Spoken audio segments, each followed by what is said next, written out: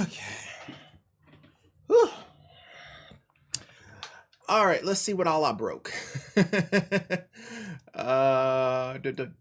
Give me 1 second.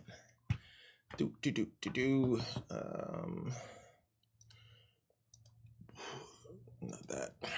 Hi. That. How you doing? How you be top today? Hey, that don't mind. It happens. Okay. Let me make sure this worked properly. Just give me 1 second. Oh, I can't. Oh, yeah, wrong count. Okay. Oh,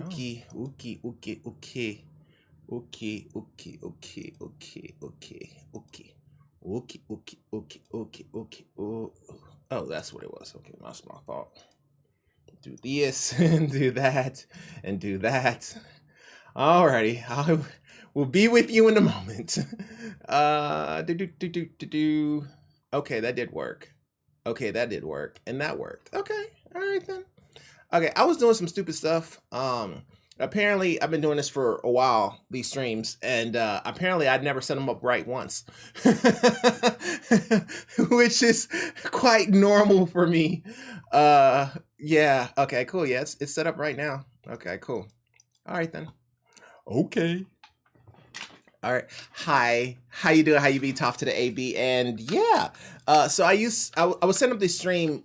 Normally I would stream it to another platform so that I can stream to like 6 or 7 different platforms, because if I'm streaming that signal to multiple platforms, it'll eventually oversaturate my upload speed. So I was streaming to a platform, but the platform that I'm streaming to, it wasn't putting tags and stuff on my videos, and I was realizing it, and I was just thinking that I could just go in after the fact and just add it, but that's not what was happening. Even though I added it after the fact, it never actually showed up until after the stream was published, which is not great. So now you created videos with no tags or anything. So that's what was happening, and I didn't realize it until now, I suppose. So now that I know, we can go ahead and rock and roll. So hi, how you doing? How you be? Top to the AB, and this is more of a tech support channel. So basically this channel where we pretty much troubleshoot issues. We have some past guests that we worked yesterday. We have some past issues. We got a little bit of everything mixed in. I'm getting better at being able to make video consistently, what is consistently tech support, and then I'll probably do a stream where I just consistently play video games. And I think that's kind of the best way to do it, instead of putting them together, because what it's doing is it's attracting people who's coming for technical issues, and then I'm sitting here playing a video game, or it's attracting people who's coming here for the video game aspect and seeing me play, you know, Rick and Morty or something, or High on Life or whatever, and I'm sitting here troubleshooting a computer. You see what I'm saying? So I think they should be separate. Same way as I created 2 separate channels, one for gaming, one for tech. I think the same thing needs to be said for my streams. So we'll try that, see how it goes. If people like it, I'll stay that way. If people don't like it, I'll change it up. But that's currently what I'm thinking. Okay, so I have it set to like 70 degrees, and apparently it's 70 degrees in my house for every other room but this one. So yeah, bear with me here. All right, cool. Let's go ahead and get to work. All right, so let's help these people. Let's help them. Okay, so I got a little bit of everything going on here. So I got some breaks in here as well. So this should be pretty interesting. All right, I hope everybody's doing good today. Let's try to get it popping here. Yeah, that sounds about normal. Yeah, okay, I'll live with it. Okay, we'll see what happens. Alrighty, so this one is from why do I have this down here instead of up here? That's annoying the crap out of me. Okay, covering my whole OBS chat, can't even see.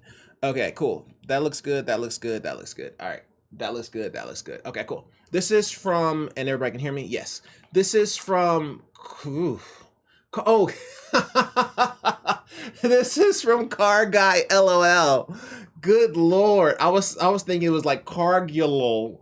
Okay, Car Guy LOL writes, I don't know a lot about specs, but can anyone help me out and tell me if the Asus ROG G752 is good or all right for gaming? My dad's giving me his old laptop, and it has a GTX 980 and iCore or Intel i7. I think I just need someone to tell me if it's good and search the specs. Yes, it's good. Jesus, yes, it's great. I take it. I don't know what I'd do with a laptop, but I'd take it. And I'd be like, thank you. Yeah, it's nice, man. What are we talking about here? It's great. Yeah, it's really good. It's really good. Can play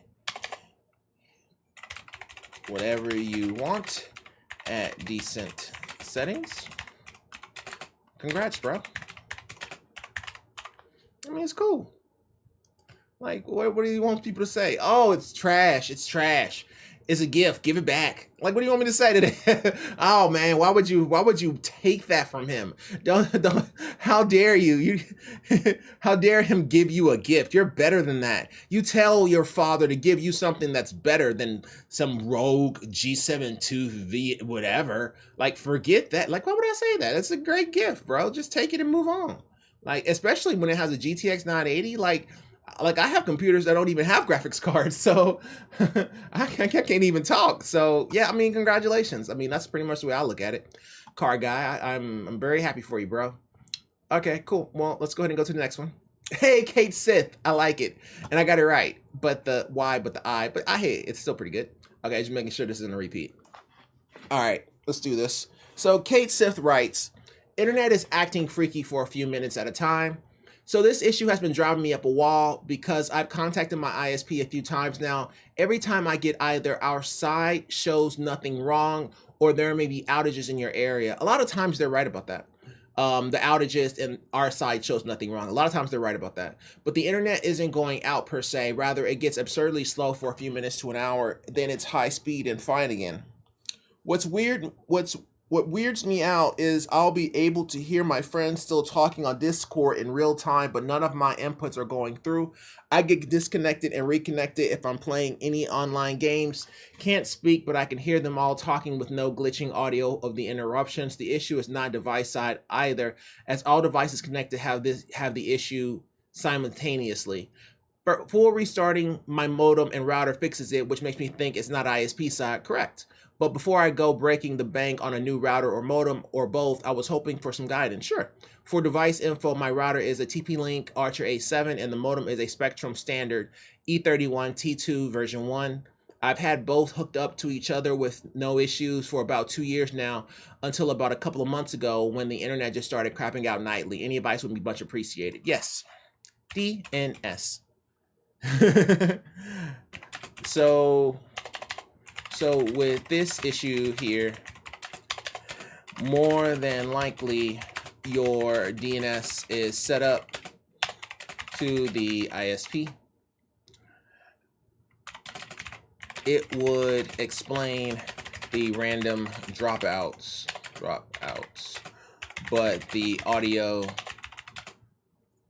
in, what's it called? Discord working. Discord creates a tunnel to you so it knows how to get to your public IP address through the application. But for anything new, you still have to do the DNS lookup. Since the router is your own, go into the settings and make sure the DNS is set to 8.8.8.8 and 8.8.4.4. Reload and see if that works. Also, try to update the firmware version of the router to see if that helps. Finally, plug your PC in directly to see if the issues go away. All right. I'm not gonna go too much further than that. I've given them so much information on that. I'll just let that go. let me see what somebody else says. So with the cable modem, request them to do a signal noise check. It's possible you have an actual cable issue. This can lead to problems over time if the router is needing to retransmit to address loss or corruption. Not sure what monitoring your ISP provides in the modem, but for ours, it is only possible to test using tools on the cables. Okay. So showed up one day for us several years ago. Turns out we had a splitter getting compromised from rain or something. What's causing the problem, but not sure if that's your problem, but it sounds familiar. This can happen. So splitters, regardless if they're in the home or out the home, can be a problem, especially if they get watered out. Like that happens a lot. And yeah, so he could have signal connectivity problems, but typically that would manifest itself in a poor signal quality. But they would have told you that. So he said he'd already talked to him, and they said there may be outages in the area, or it shows nothing wrong on our side. When they say they see nothing wrong on their side, they typically mean that your signal levels are fine, which is why I didn't start with that. So if they say, hey, our side shows nothing wrong, meaning that they looked at the modem and they tested the signal between themselves and to the modem, that usually means that the signal levels between them and the modem are fine, which means that whatever your issue is, it's going to be past the modem. So if they came out, they'd probably charge you.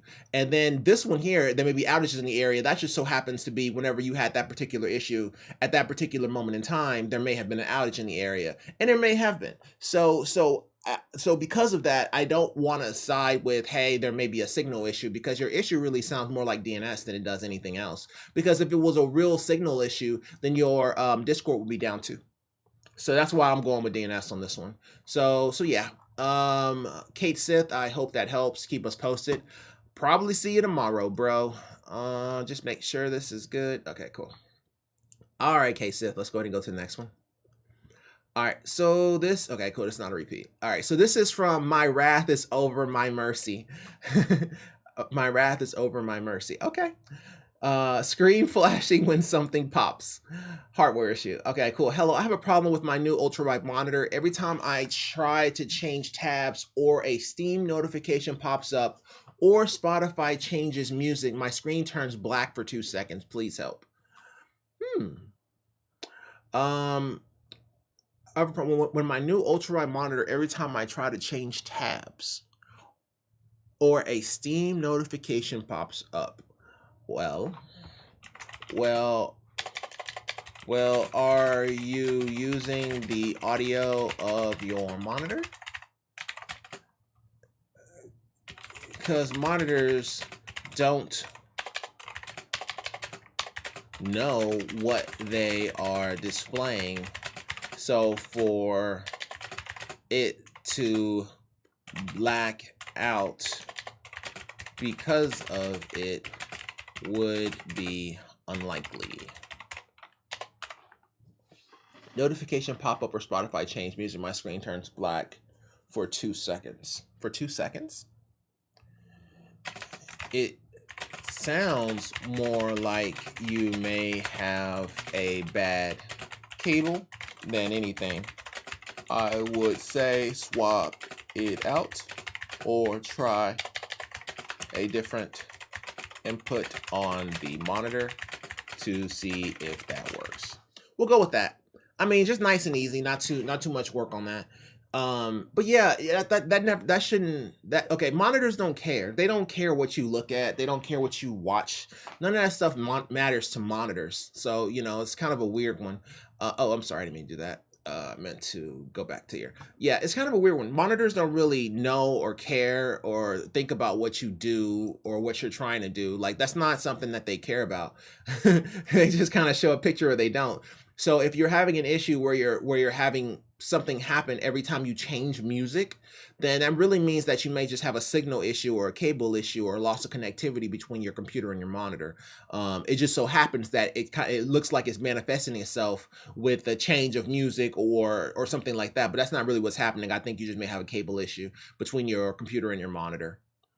What do you say?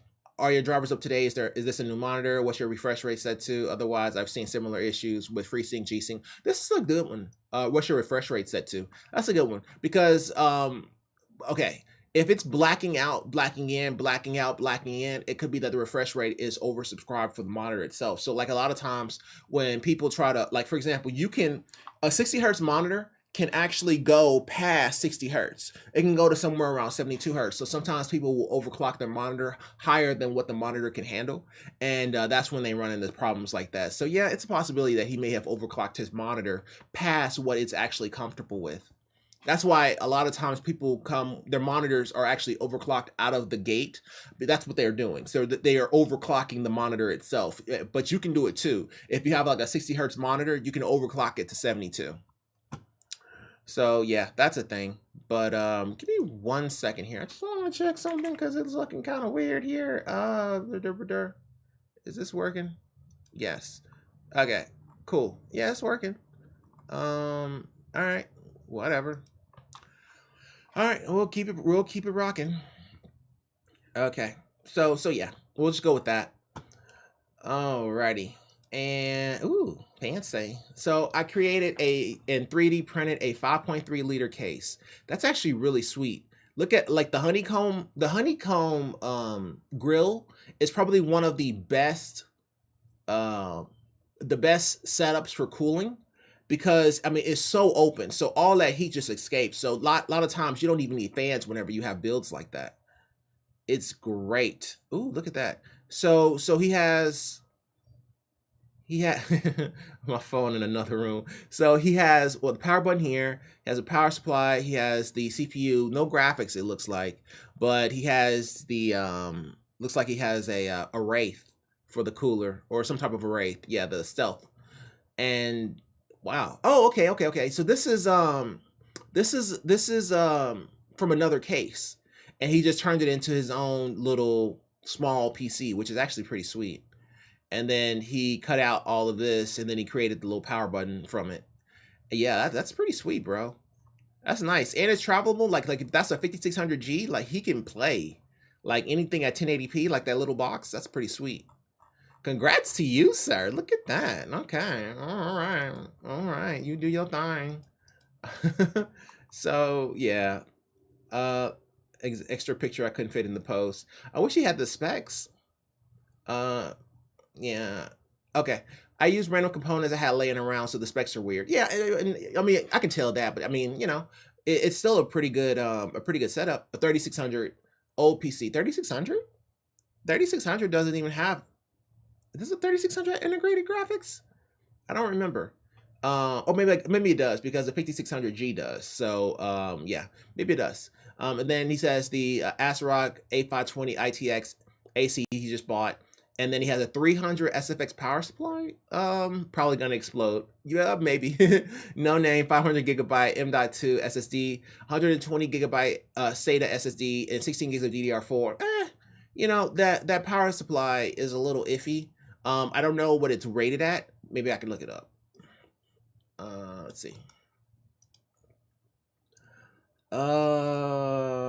Okay, so it's just 80 plus, so it's like 80% efficiency. So I mean, you barely get 240 on that. So yeah, you're pushing it, man. That power supply needs to go, but everything else pretty sweet. All right, well, congrats to you, bro. All right, so let's go to the next one when something pops. Okay, cool.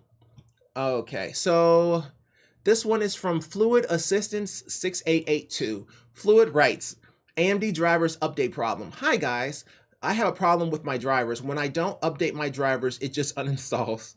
Then I try to download the newest one, but when I try to open it, there is a brief Windows Store logo and then a black box. I can't use my secondary screen too. I have an AMD Ryzen 5700 XT. Wait, what? Okay, I have a problem with my drivers. When I don't update my drivers, it just uninstalls. When I don't update them, it uninstall.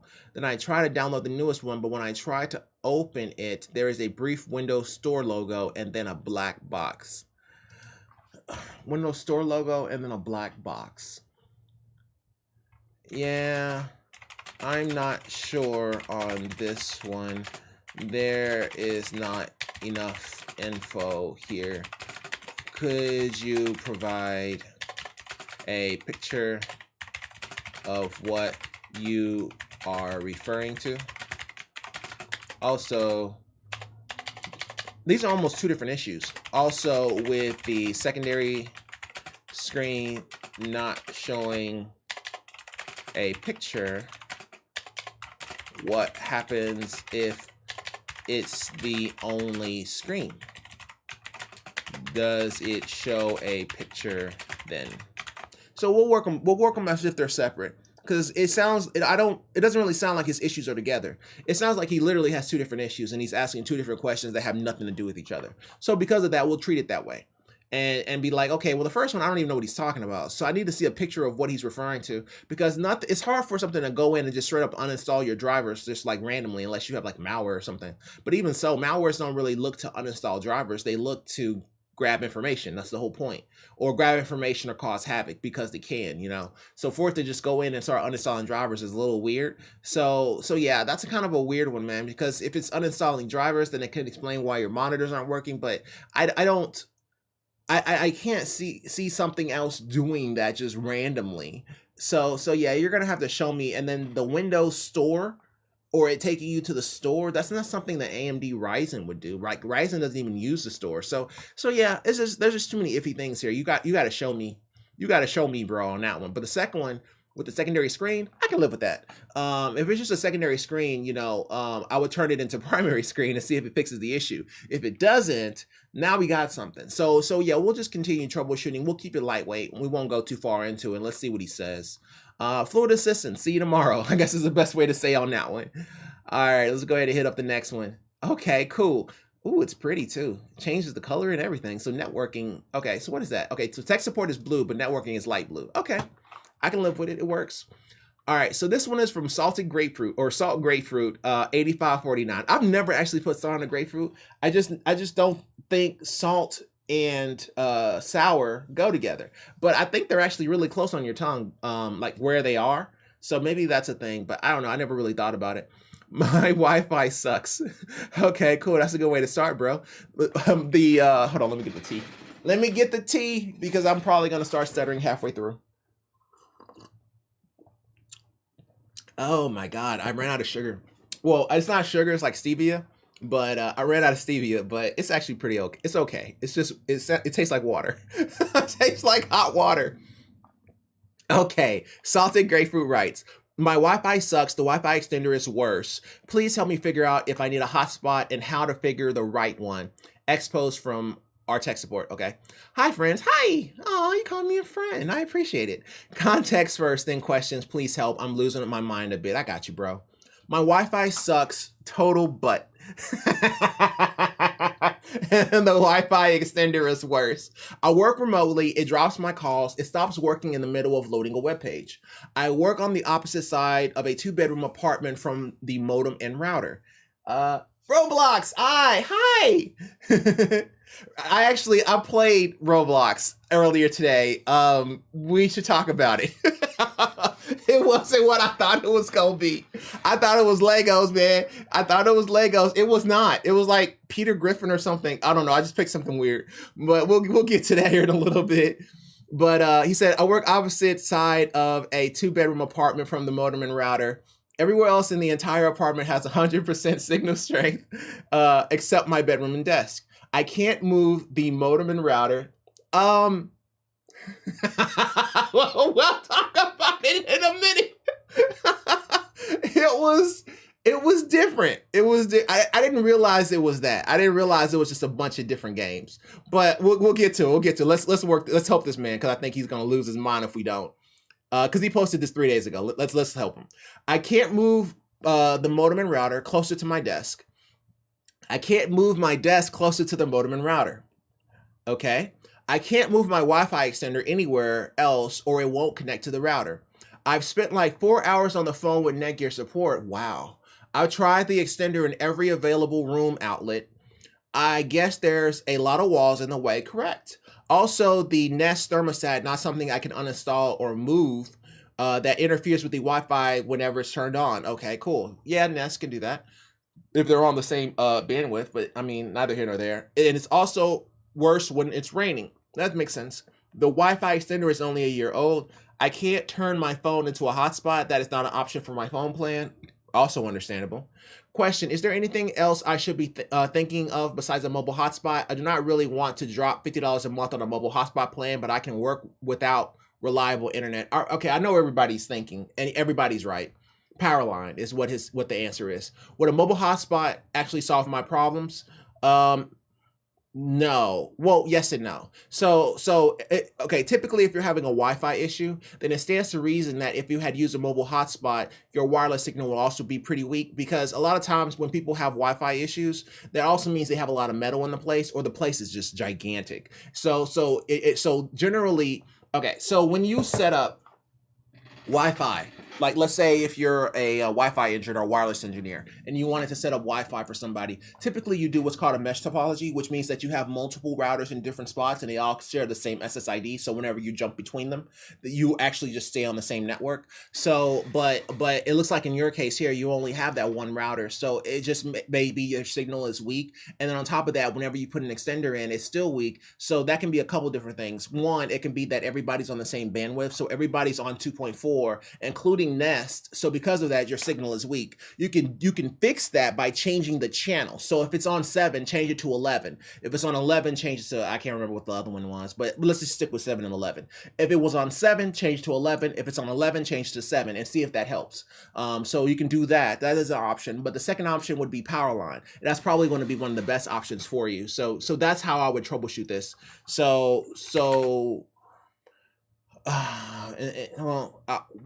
let's say it like this.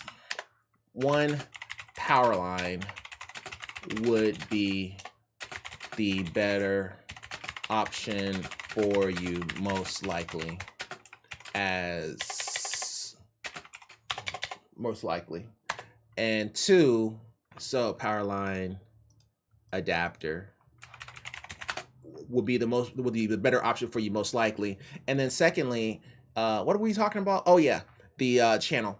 So with your Wi-Fi, you can change the channel if you are getting interference from things like Nest, or it's not microwaves, Nest or other Wi-Fi devices, by changing the channel in the settings from 7 to 11 or vice versa.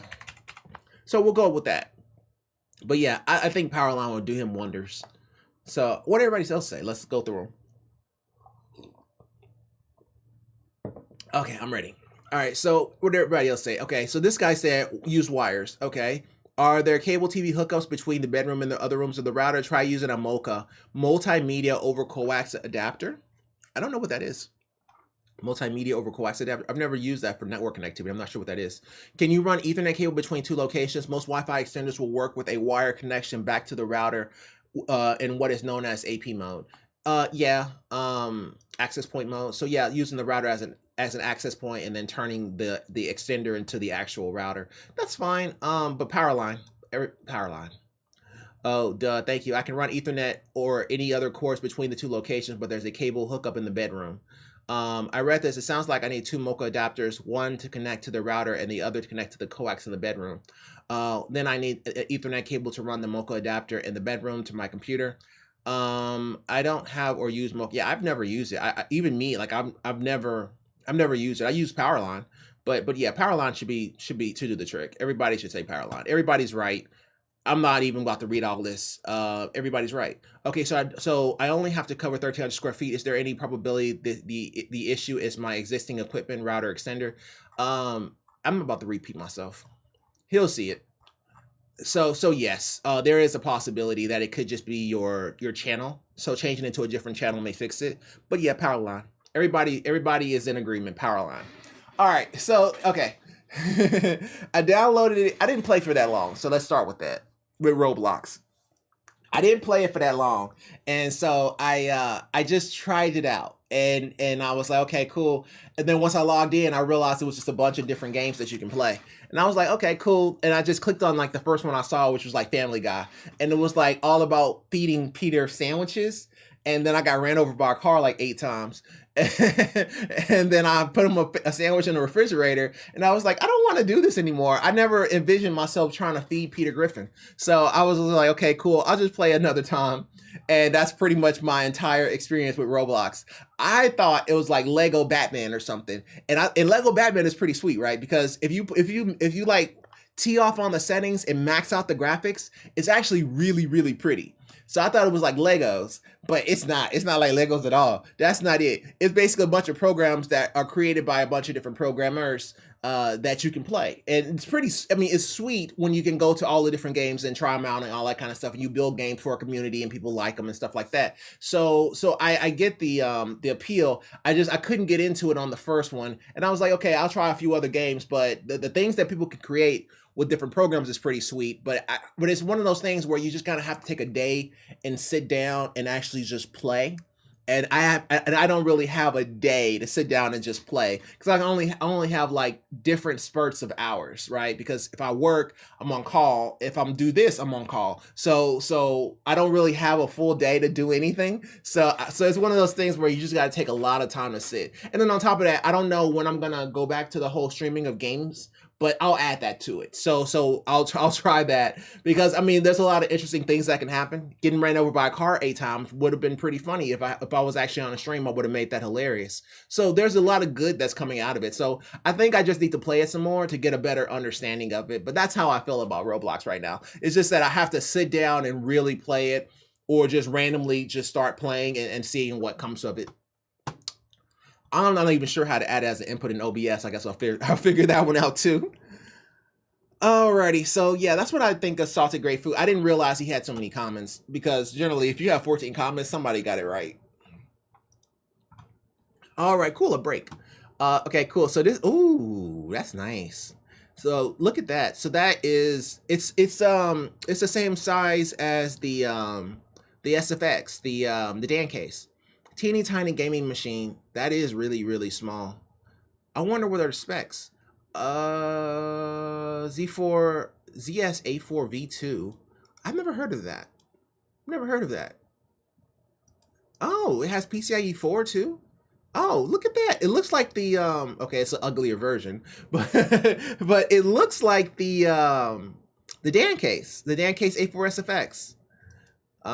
Yeah. It's like literally a rectangular box. Like, it's not even playing around. I mean, it's nice, and you could put a scythe.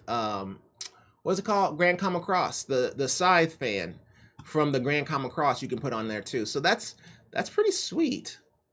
And I mean, that's a lot of perforation too. So hey, all right. Now I didn't even know about this one. ZS84V2. Was this released anywhere? ZSZ cases. Yeah, I've never heard of this one. Huh. Okay. It really just looks like the A4SFX, but I mean, it's still pretty sweet. So congrats, bro. And what we go back to it. And he had a 5600X, 3060 Ti with a 5600X and an SF600 power supply with custom sleeve cables. Can easily shove in large GPUs in here with a beefier PSU if needed, which makes it kind of neat. Correct. When you have those little 7.5 liters, I'll show it. When I get my other camera, I'll show you guys the setup that I have. I can put mine in a backpack. It is a 3090. So it's pretty sweet. It's really hard for laptops to beat it. It's really, really, really nice. At least that's what I prefer. But you know, to each his own. But yeah, that's pretty sweet. Congrats, bro. Teeny tiny gaming machine. Teeny tiny gaming machine. Wow, bro. You went off on your whys, man. That's probably the most whys you've used in your entire life to show that. All right, cool. So all right, let's get back to it. Okay, so that's this. Okay, so nobody's really replied. All right, cool. So this is from Telescope. Oh my goodness. Oh my goodness. I feel like that dude that's trying to pronounce names for people who graduate from college. Telescopic Alien writes, need a small video monitor to display a video on loop. Does this exist? Preferably something that plays a video on loop standalone via micro SD or a USB stick. I'm not even sure if there's such a thing. Just wondering if anyone knows. Thanks. Let me think about that. Oh God, need a small video monitor to display a video loop. Well, to where? Is this for OBS? If so, you can put on repeat church.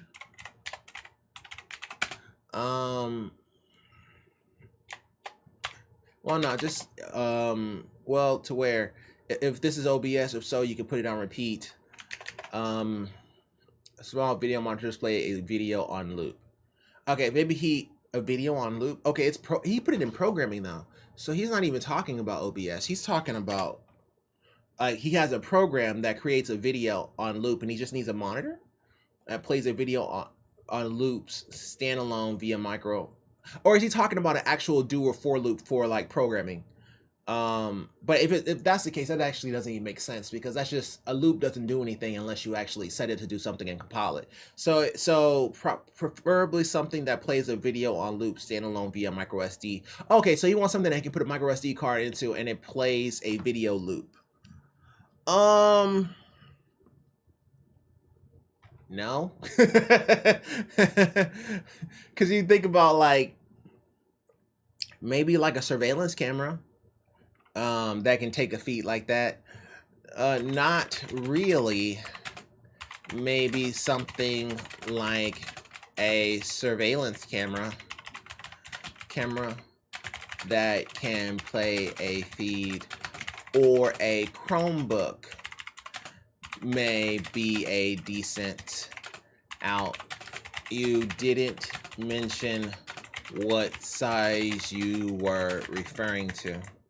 You were looking for, but I'd say cheapest will most likely be the Chromebook. Yeah, Chromebook, you can put an SD card in it and it can play a video loop. So hey, I would say Chromebook. Final answer. He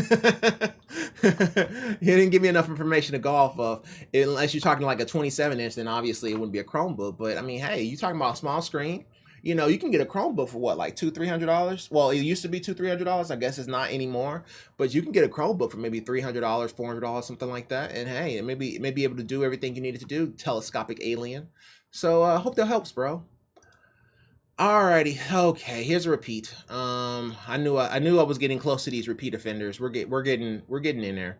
How many have I done? Okay, those haven't been real. So some of them have been, but we'll see.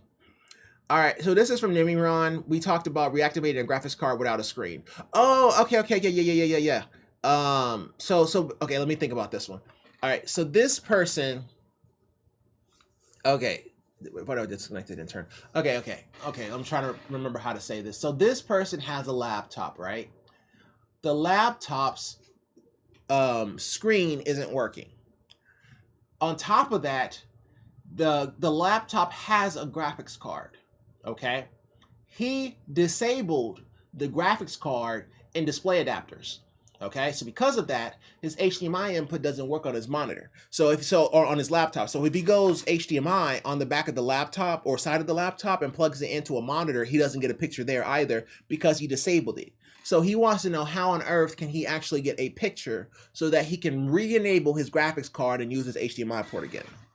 So we talked about this, and we actually had a really good idea on this. We said there's no way to know that, unfortunately. However, there is a vital piece of info we need. When you have the laptop plugged into the HDMI port, does it actually show a picture?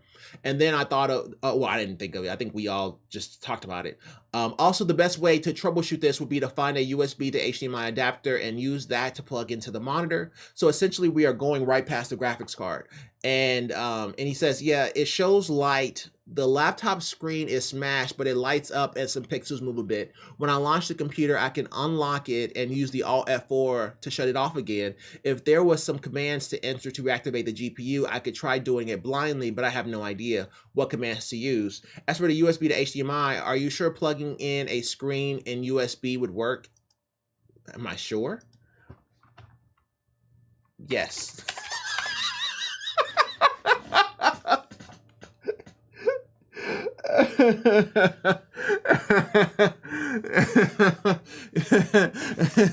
It's to say yes and then he replied no. There is a very high probability, but even if I'm wrong, just return it. Seemed like the cheapest option to fix your issue. Why would he say, are you sure? That's kind of weird. I didn't ask him I didn't tell him to go buy a car. It's just, you know, to fix his issue, and we think about all the things that he can do. This is the best way, and it's the cheapest. So, I mean, I mean, I don't understand the pushback, but there's a very high probability, but even if I'm wrong, just return it. Seemed like the cheapest option to fix your issue. Yeah, it's the best option, man. Any other option would not be good. Like, okay, you know, how can you get into it? You know, it's like, okay, well, I can try to put in some commands, and it's like, okay, well, you don't really know where your mouse is. You can try, but I'm not sure. I'm not about to sit here and walk you blind to it, because I'm not exactly sure what your GPU is called in Device Manager. Maybe you can try to click on the Windows logo and then hit run, but you can only see certain pixels, so you don't even know if it's working or not. You know, you can't use the mouse to get there. You would have to only go by command prompt, and I'm not sure what command that would be off the top of my head. So it's a possibility you can go by command prompt, but yeah, I would just say a USB to HDMI adapter. Like, it's like $8. Like, how much are they? Am I talking outside of my head? USB to HDMI adapter. They can't be that expensive. Okay, $20, $15. Okay, yeah, they're not that expensive. I'm not saying anything that's crazy. Where were we? See, this is why I gotta stop clicking away. Yeah, okay, yeah. I'm not saying anything crazy. That's a fair troubleshooting technique. So yeah, we'll go with that. All right then, Nimiron, let us know. But yeah, that's the way you would troubleshoot that. Okay. Let me get ready.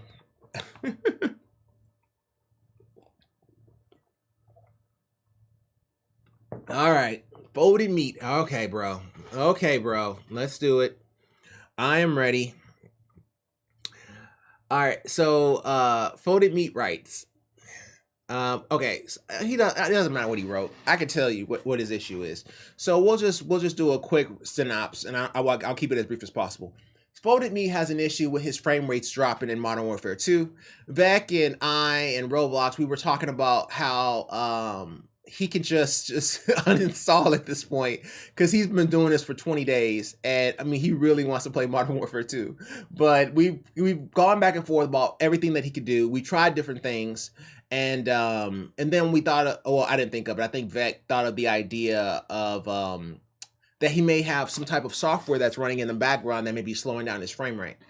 And so we asked him to go ahead and try to play a game, record it, and then give us the information. So let's see what happened. I think I'm the only person that's still bothering. Okay, so yeah, so I gave him some information. I said, so out of curiosity, what happens when you connect directly to your router? Does the frame rate change? I understand if it can't be for a very long time, but it's worth a test. Also, while gaming, could you send us a screenshot of the programs that you are running? For example, start a windowed game and go to Task Manager and take a picture while the game is windowed in multiplayer. You would have to record the screen first. The issue triggers when targeting an enemy. Let me know if you have questions. And he said, I have the video and pictures. Where should I send them? Played on LAN, no changes. So I messaged him a second ago or earlier, and I gave him my information. I'm just waiting on the for him to reply back. So we'll see exactly what he has or what he's actually showing. Maybe that will actually point us in the right direction. But I think everybody else already gave up. So yeah, it's a tough one, man. I think the only reason why we want to do this is because if somebody else has this issue, we want to be able to troubleshoot it quickly. Also, if somebody else has this issue, I can make a video about it. So there's a double-edged proof if we can actually figure out what's going on here. But I don't know. At some point, he may just give up. So we'll see what happens. All right, Folded Meat, I will see you tomorrow, sir. Okay, so let's see here. Okay, so this is from Fix Faxer. I guess it is a repeat. Okay. So Fix Faxer writes, help with third monitor, no signal. Oh, okay. So Fix Faxer issue is this. Monitor 1 and monitor 3 work when 2 doesn't. Monitor 2 and 3 work when 1 doesn't. Monitor 1 is 4K 120, monitor 2 is 1080p 60, and monitor 3 is 4K 60. He has a 4090 Tough series. I have a 4090 Tough series, and I don't have his issue, and we have similar monitor setups, except that I don't have a 4K 120, I have a 2K 120 and 2 4K 60s, but that's equivalent to what he has when you look at the resolution and the frame rate. And he said, I will also like to humbly add that my PC knowledge is pretty limited. And so what we were talking about here, I was like, question, if you set up your 4K monitor to 60 hertz, does this fix the issue? To which he replied, no. And I think that was like yesterday. And he said he tried to. And then he said that, and we said this, he has the same rig as I do too. So he has a 7950X. And we were like, okay, well, 7950X has internal graphics, bro. So what happens if you try to set up the 7950X as the integrated graphics and take out the 4090? Does it fix the issue? And he said that he only has 1 HDMI port and 1 display port, but he does have a USB-C. I would probably need to get a splitter or something to try adding all 3 internal GPUs on the 7950X. I said, okay, well, if you disable Radeon's driver, does this also resolve the issue? So whenever you go to Device Manager for a 7950X and a 4090, you will see that the 7950X display driver is actually right above the actual graphics card. So you can just straight up disable it. And disable it, reboot, and see if that works. He said that did not help, unfortunately. Okay, but I said if this doesn't work and we decide to bypass test, you will need to re-enable it first, so keep that in mind. Okay, so him disabling the Radeon driver did not fix this issue. Okay. He has the Tough series. I wonder what his inputs are. The inputs on the 4090s are all different depending on the card. Like, it's really annoying. Like, I really wanted that USB-C and I didn't even get it. But let me see. Is this it? This looks like it's it. Oh my god, did he have 2 HDMI ports?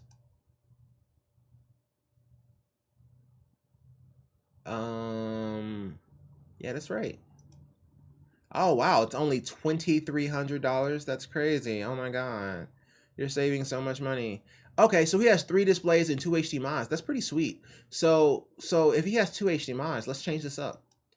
Okay, well, okay, obviously, I'm guessing, okay, that's HDMI 2.1. And then he said connect the HDMI to display port on this guy. And then he says display port.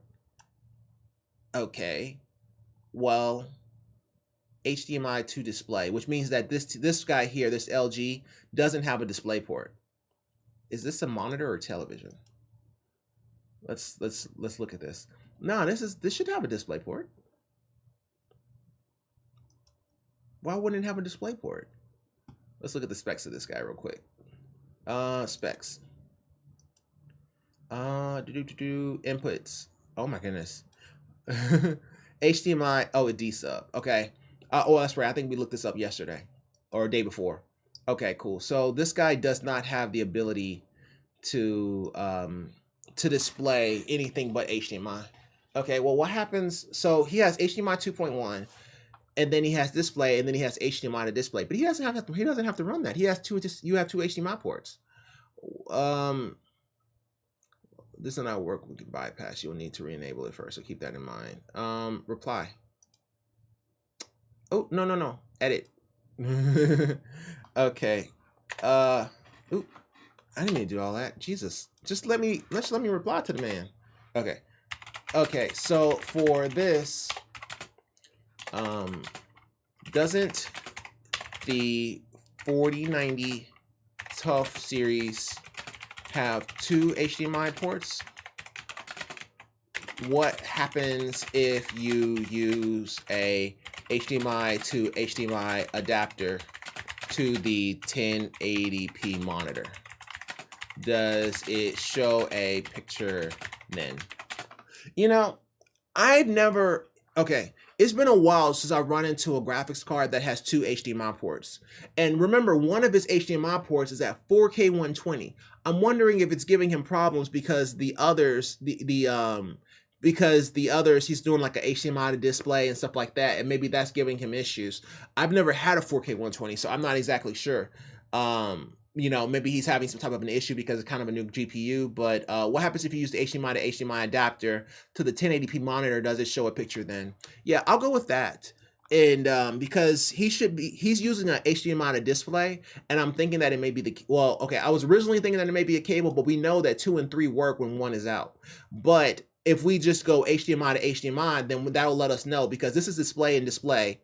Because remember, the this monitor can't go display, so that means that this is HDMI on the I'm sorry, this is display on the graphics card, HDMI on the monitor. And then this is also HDMI on the graphics card to HDMI on the monitor. So he's using 2 display ports and then 1 HDMI. I'm telling him to use 1 display and 2 HDMIs. Let's see what happens. But I guess we'll find out. So keep us posted, FixFaxer. Let's see what goes on there. I don't want to go too far in depth on it. He'll probably let us know, because he's like one of the 8 people who had that card. So like, we're gonna have to rely on him at some point. All right, so this is from Downtown 1235. I think this was yesterday. Sounds like a yesterday issue. All right, so at Downtown 1235 writes, I'm not about to go over all this. This is too much information. Plus, we probably already said it yesterday. All right, I'll keep going until I remember what he said. My monitor randomly goes black with new GPU. Oh, yes, right. So he bought a RTX 3050. He had a 1050 Ti, and his screen keeps going out. And I said, are you outside the window of returning the graphics card out of curiosity, just trying to see my options? And then I said, have you tried a different input on the graphics card as well as the monitor? He said, yes, I tried both of those. Nothing changes. I really don't know what to do. I will put the GPU in my friend's PC and see if it works for her.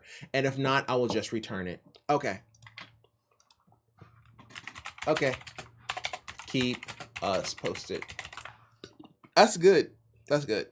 So when somebody has the option of returning it, that ranks really high, bro, because a lot of times people get, like, as engineers and tech support people and people that I've trained and teach, or if you just watch this just to learn how to be a technical engineer and be able to support products, you can get addicted to this. Like this whole diagnosing thing that we do, you can get really, really addicted. It's the same way as a doctor can get addicted to just the diagnosing of actual issues, but not troubleshooting the actual patient or helping the patient. It's the exact same thing. This right here is really addictive. So you can get kind of really into it, and all you really care about is trying to solve the issue. But you also have to take the customer's preferences into consideration. If they have the ability to return it, and it's going to take you 3 days to troubleshoot this issue, then it's better to let them go ahead and return it while it's still under the ability to be returned than for you to get those 3 days in order to figure out the issue. And a lot of times we got to balance that, because if you figure out the issue, that means you can help more people, right?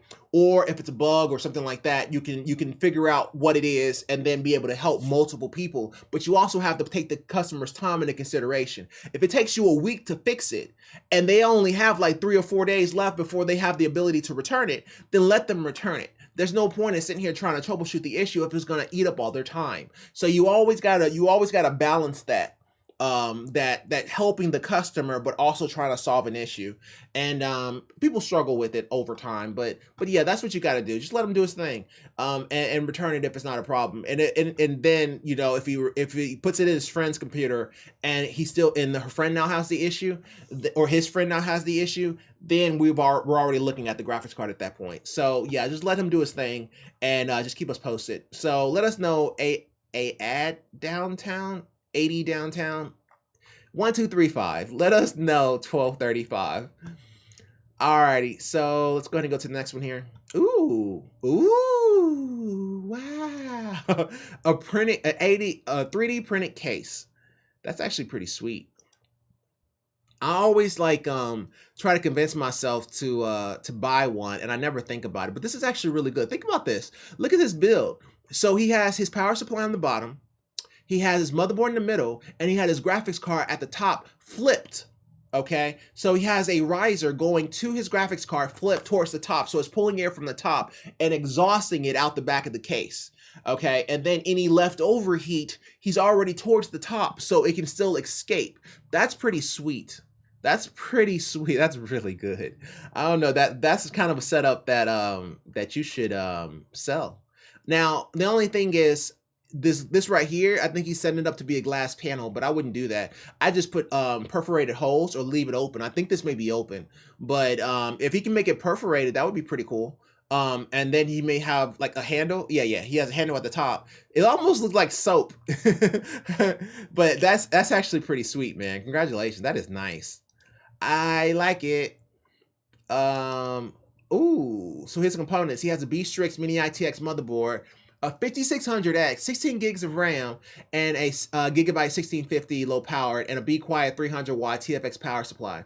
Have since finished the mods with a duct from the motherboard fan to the side of the case. Oh, wow. And two 40mm knockable fans as exhaust. Run steady at around 60 degrees, and under heavy loads, it can get up to around 90 to 95 degrees. So I was prompted to create a custom case because I wanted a SFF PC that was quiet, and my former Silverstone power supply was loud as hell. So I switched to this slightly beefier TFX, but I couldn't find any small form factor cases that were backpack friendly that could house a TFX. What's a TFX? Oh, the Be Quiet TFX power supply. Any of you incredible, knowledgeable, and talented people have a case recommendation for me like this one, but then made of metal instead of plastic? Well, I'm not exactly sure about that power supply. This Be Quiet 300 TFX power supply, I've never used that before. Let's see. Be Quiet 300 300X TFX. That's a fat boy. Well, with that power supply, bro, with that power supply, he wants a graphics card too, right? With the graphics card, okay, well, there was one. It was the, I can literally get up and go grab it and pull it out of the freaking box. That's how it's, oh my God. Oh my God, what is it called? It's not the Zaber. Would the Zaber work? It doesn't matter. It's not even out anymore. I can't even think of one off the top of my head that would actually fit this. Not the way he wants it. Because of that power supply is iffy, bro. Like if he switches to an SFX, so if you swap to a SFX, you could use cases like the Dan Case A4 SFX or the Form T1. If you want a handle, you can go Sliger. But still, pro build, bro. I want a computer case made out of soap. Make it happen. I want to be able to wash my body and play video games at the same time. I'm Rick James. Okay, yeah, that's actually really good, man. Congrats on that. That's pretty sweet. Oh, that's the back. Oh, look at that. Okay, so it's kind of open in the back. That's pretty sweet, and it's open on the side too because his thumb is going through it. So it's open on the sides and the front, and yeah, he would have to do some type of a perforation there, but like he has on the back. But still, that's really, really, really good. Congrats to him. Do your thing, bro. All right. This is from Prairie Scout, and this is new. All right, so unable to connect to Wi-Fi in Windows 10. Okay, fair enough. Hold on, let me get a swig. It's cold. Hello. Hello, everyone. I got a new modem today. Congrats. Well, I mean, it's not really congrats if you didn't pay for it. So I guess he just got a new modem today. My phone and work laptop are able to connect to it with no issue, but my personal laptop won't connect at all. The laptop recognizes about 20 other networks that belong to people in my building, but not to my own Wi-Fi. Could anyone help troubleshoot? Sure. So when you say modem, did you pay for it? I'm trying to figure out if it's his or if it's the internet service providers. And it's easier to ask if he paid for it. I take it's a modem router combo, but it may need, well, no, he got everything else set up, so it doesn't need to be provisioned anymore. I take it's a modem router combo. My personal laptop will not connect to this at all. The laptop recognizes about 20 other networks that belong to people in my building. I take it's a modem router combo, but the troubleshooting steps change if it's the internet. Oh, he may not know what I'm talking about. The internet service provider's router. I can explain this. All right, so let's look at it two different ways, right? If it's the internet service provider's router, okay, or modem router combo, then you cannot go in and make changes to it because, or maybe they may not let you, because if it will reboot itself and then come back with default settings. So you may not be able to get in there and change it, or they may not let you. It may have a password that you may not know. So you may have to contact them in order to get in there to it. But what I'm getting at is that your signal may not be seen by your laptop. So your laptop may have an older signal, and maybe the modem router is only 5 gig or Wi-Fi 6 or wireless AC or something like that, and your laptop is older and it can't see it because it's BG or N. So it could be one of those kind of situations where it just straight up can't see it. You have this happen a lot with older laptops or laptops whose drivers have been outdated over time.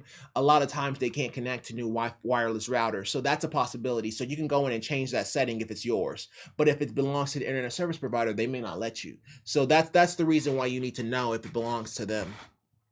But saying that also a person who just got it is probably not the best idea. I'm saying it to y'all because this is what we do. But sure. So when you say modem, did you pay for it? I take it it's a modem router combo, but the troubleshooting steps change if it's the internet service provider's router.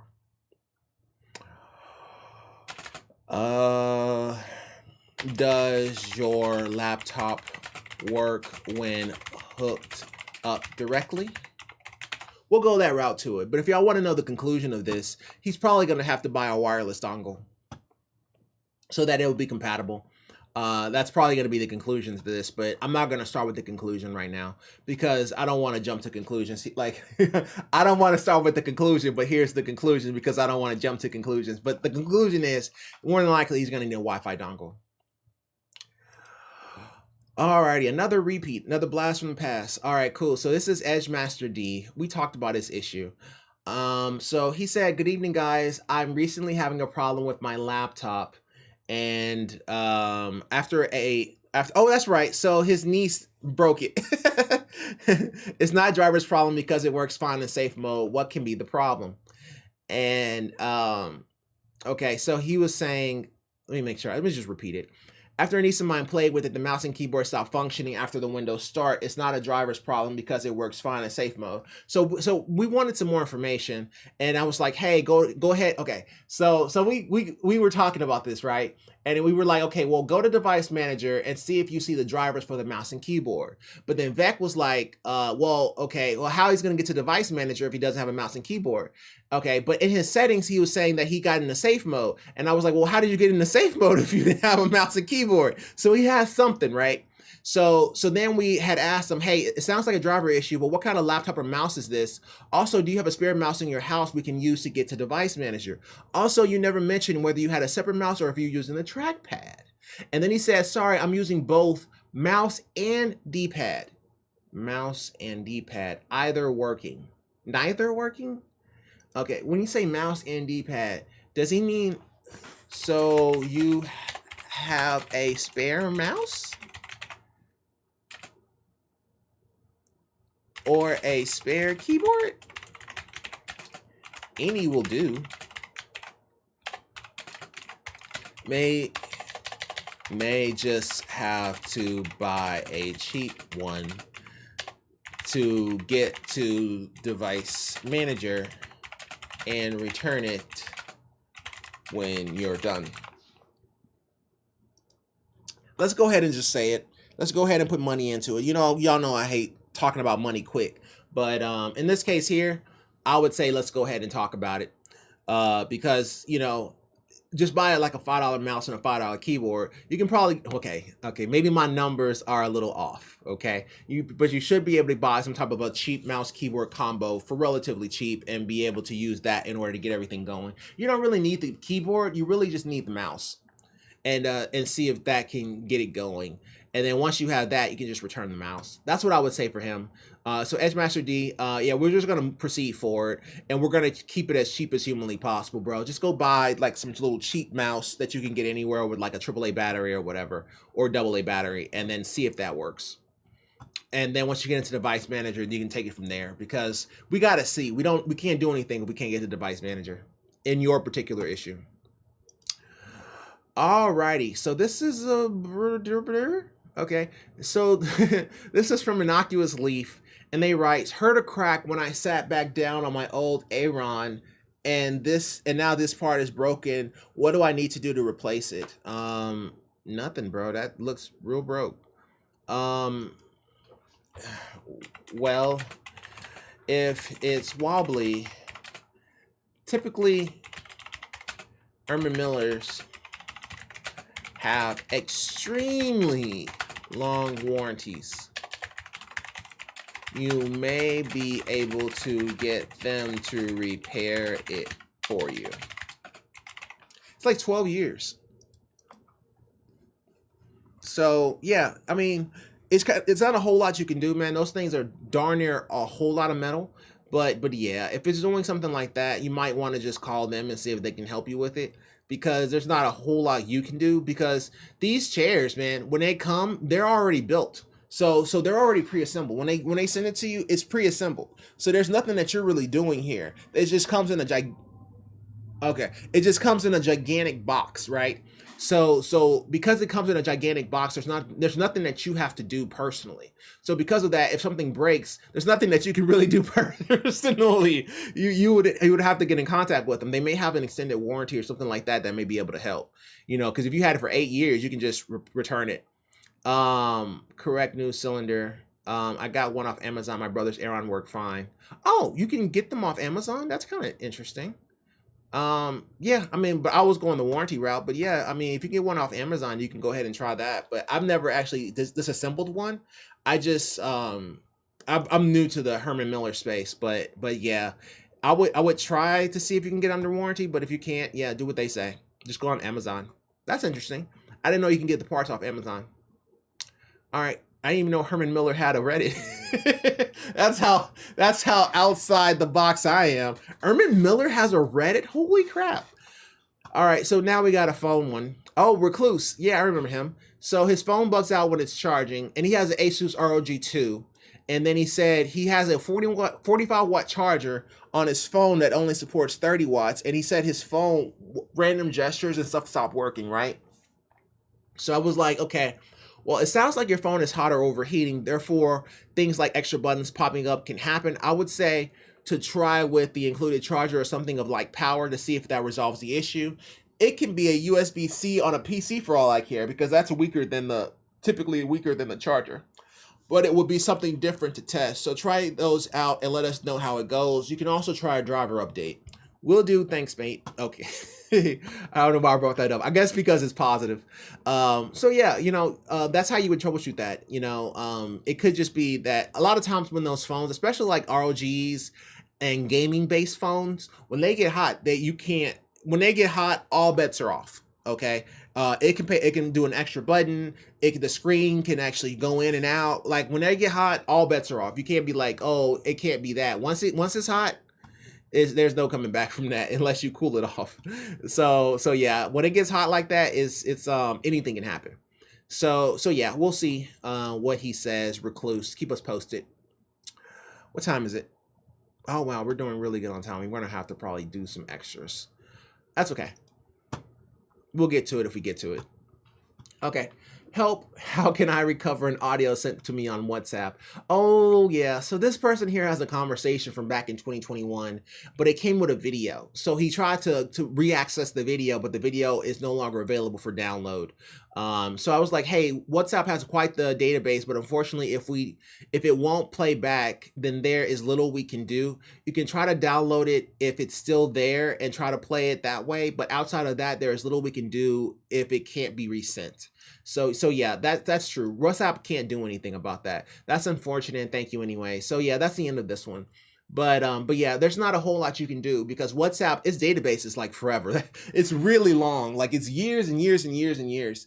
But at the same time, if you can't have that video resent and you didn't download it at first, there's not a whole lot you can do if you try to go back to their site and you can't re-download it. That it's gone at that point.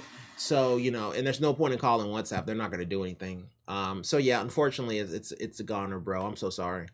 So Spiritual Son, man, it was nice talking with you, bro. Let's go ahead and X that out because we won't see him again. Unless he gets another issue. Ooh, look at that. That's pretty. Spot A4 F11U build.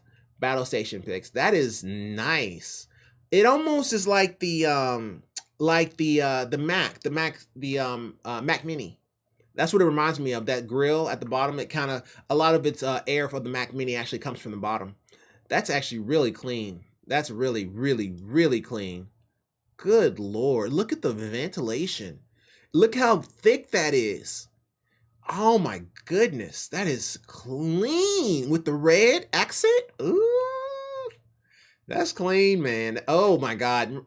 Those hex screws, it's like the Century all over again. But they look to be a little bit easier to deal with. But that metal finish is fire, bro. I would like it in like a clear blue, like a dark blue, or like a green or something. Ooh, that's clean. Ooh, that's nasty. That's nasty. I'm sorry. Has some of these parts in the K39 case. Okay, that's what it is. K39. I'm sorry, but you gotta show me. Oh, maybe it is the K39 images. That's not the K39. Or maybe he just modified it. Maybe he modified it. Wanted to have a better airflow since that case did not allow for extra fans to be installed. Plus, I was getting bored of its cheap aesthetic being on my desk. I understand that. Spent weeks looking for a replacement case and finally settled on the Spot A4 F11U. Oh, wow. From Talbo? I've never heard of this. Which is crazy because I heard of like all of the SFX cases. Well, except for the ones that be on AliExpress. Oh, it took me right back to his page. Images. That is clean. Oh, that's clean. Oh, that's clean, man. That's clean. Ooh, that's clean. Y'all can't say that's not clean. That is clean, clean. I like that black with the red. Ew, with the 400 watt. Oh, that's nasty. That's clean. Oh, that's clean. Specs i3 10100, and then he has the PNY 1660 Super, which is a very small card, 2.8 gigs, and then he has the B560i Edge, and then he has a 300 watt Flex Guru with the Noctua L9i, and then a Samsung 980 500 gig NVMe, and then 1 terabyte NVMe and some Noctua's NFA9 14s, the PWM fan, so 92 millimeters. That is fire. I don't even know what kind of build I'd make in that, but that is clean, man. Because that what's going to get you is that graphics card. That graphics card is super tiny because you got to think about it. He used a 1660 Super. That's like 240 millimeters, something like that. Let me see. PNY 1660 Super. What are the dimensions on that guy? Probably showed it right there, and I probably clicked off of it. Maybe it's 280. Maybe it's 280. Card dimensions. Yeah, 9.13. So it's about, what is that? That's like 260, 270 millimeters, something like that. So yeah, it's super tiny. But the fact that it can fit a Super is pretty sweet. It can also fit the it can probably fit a mini, like a 1080 Ti mini, but a lot of the newer cards it's not gonna fit. But still, it's pretty sweet for what you get. That's pretty nice. Where were we? Oh, obviously it's where all the brakes are. All right, well, congratulations, bro. That looks, yeah, that red is tasteful. That red is clean, man. It's clean. Okay. Yeah, I may have to make a build in that. But the USB 3 kind of killed me. I think USB-C will be a little bit cleaner, but at least it's two USB 3 ports and they're lined up with the power. And there's no names or Lean Lee logos or anything. It's just a clean chassis build. I could appreciate that. Alrighty, let's go to the next one. Ooh. Okay, so this is just a one sentence question. Fane Gaming TTV writes, what is the cheapest but decent graphics card and RAM? Cheapest graphics card but decent? I'd say the GTX 1060 would be the cheapest but decent. Somebody can correct me, but and that'd be okay, you know. But you know, you can go like 3060, 3050, something like that. But if I'm saying the cheapest and decent, yeah, 1060. RAM, I mean, depends on the CPU slash motherboard. Yeah, I'll just leave it like that. RAM depends on the CPU slash motherboard, but the GTX 1060 will probably be the cheapest, but be decent. Like anything less than a 1060, I kind of wonder, you know, but most people have like a 1063 gig or the 1066 gig are typically where your sweet spots are, because most people have the 1066 gig because originally the 1066 gig was one of the I'm sorry, I was just looking at the chat just to make sure that it was updating. The 1066 gig is probably one of the better starter cards because everybody had it, because it was also one of the best mining cards. So the GTX 1060 6 gig is one of the best cards you can get. So I would say that's pretty much going to be your the sweet starting spot. Now, you know, you may say, okay, well, when they come out with like 4050, it's probably going to replace it and just trash it. And that may be true, but that's what I would say. Because you can probably get a 1060 for like, you know, 50 bucks. Whereas, you know, you may have to pay, you know, like a couple hundred for a 3050 or 3060 or 4070 ties out, but it's like a gazillion dollars. So yeah, I would say that's kind of where you would go with that one. If you want to go red camp, I'm not really sure on the red camp because those older cards were kind of iffy. So yeah, I would just go with the 1060 and call it a day. And it's cooler because those Radeon cards like the RX 480, 580, 470, 570, those are pretty much the same cards with pretty much similar specs, and those guys were hot, but they were all right. But I would say it's easier to find a 1060 than it is to find a 580, because 580s, a lot of people just kind of threw them away once they got done with them. Okay, this is a new one. So this is from, hold on. I'm running out of fluid in my mouth. Okay. I swear, after every one of these streams, I always have to like use the restroom like 4 times because all I do is just drink water. Okay, so this is from i7 IQs. i7 writes, Modern Warfare 2 FPS help please. Okay, another Modern Warfare 2 issue. I am ready. Let me stretch. All right, let's do this. All right. Anyone recommend better settings for me? Online isn't too bad. I get around 65 to 90 FPS depending on which map, but Warzone is bad. It drops to 35 FPS most of the time, and it's aids to play. It took me a while for me to catch on to what he just said. I'll leave a link to my Google Docs. I have uploaded screenshots in game and my task manager. Thanks. PC specs, he has a 1600 Ryzen 5 1600 6 core. He has a Sapphire Nitro RX 580. We were just talking about the 580 and how I'm not crazy about it, even though I have like 8 of them. Clev 3200 megahertz DDR4 RAM 16 gig, and then a crucial 500 gig NVMe M.2 SSD. All right, so we'll just go here. I'll make sure it doesn't show anything crazy. Oh, sweet. Okay, that looks good. What's wrong with that? Oh, okay. So he had multiple pictures. I think that's what it was. So, and then here, everything. This is what I'm talking about. This is what Folded Meat needs to do, so we can see everything that he's doing. Desktop Windows Manager, Task Manager, Discord. Okay. Game input host servers, Radeon settings. Okay. Diagnostic, anti-malware. Okay. And then let's go back. Oops, sorry. Okay, let's look at Warzone. Warzone, his FPS is at 70. His latency is at 53. His packet loss is at 0. GPU is at 67 degrees, so it's good. Okay. Well, that's good. Running the same thing. But he's not really showing us frame rate dips. Why isn't he showing us when his frame rate is low? He's showing us when his frame rate is 70. Is he saying that 70 is bad for him? But you didn't take a picture when it was 70. You took a picture of it when it was 30. When you didn't take a picture when it was 35. You took a picture of it when it was 70. And also he may have higher latency here. If we go back to his other picture, yeah, his latency is higher, but his frame rate is around the same. Okay, what is setting? What's in the settings folder? Oh, those are just straight up his settings.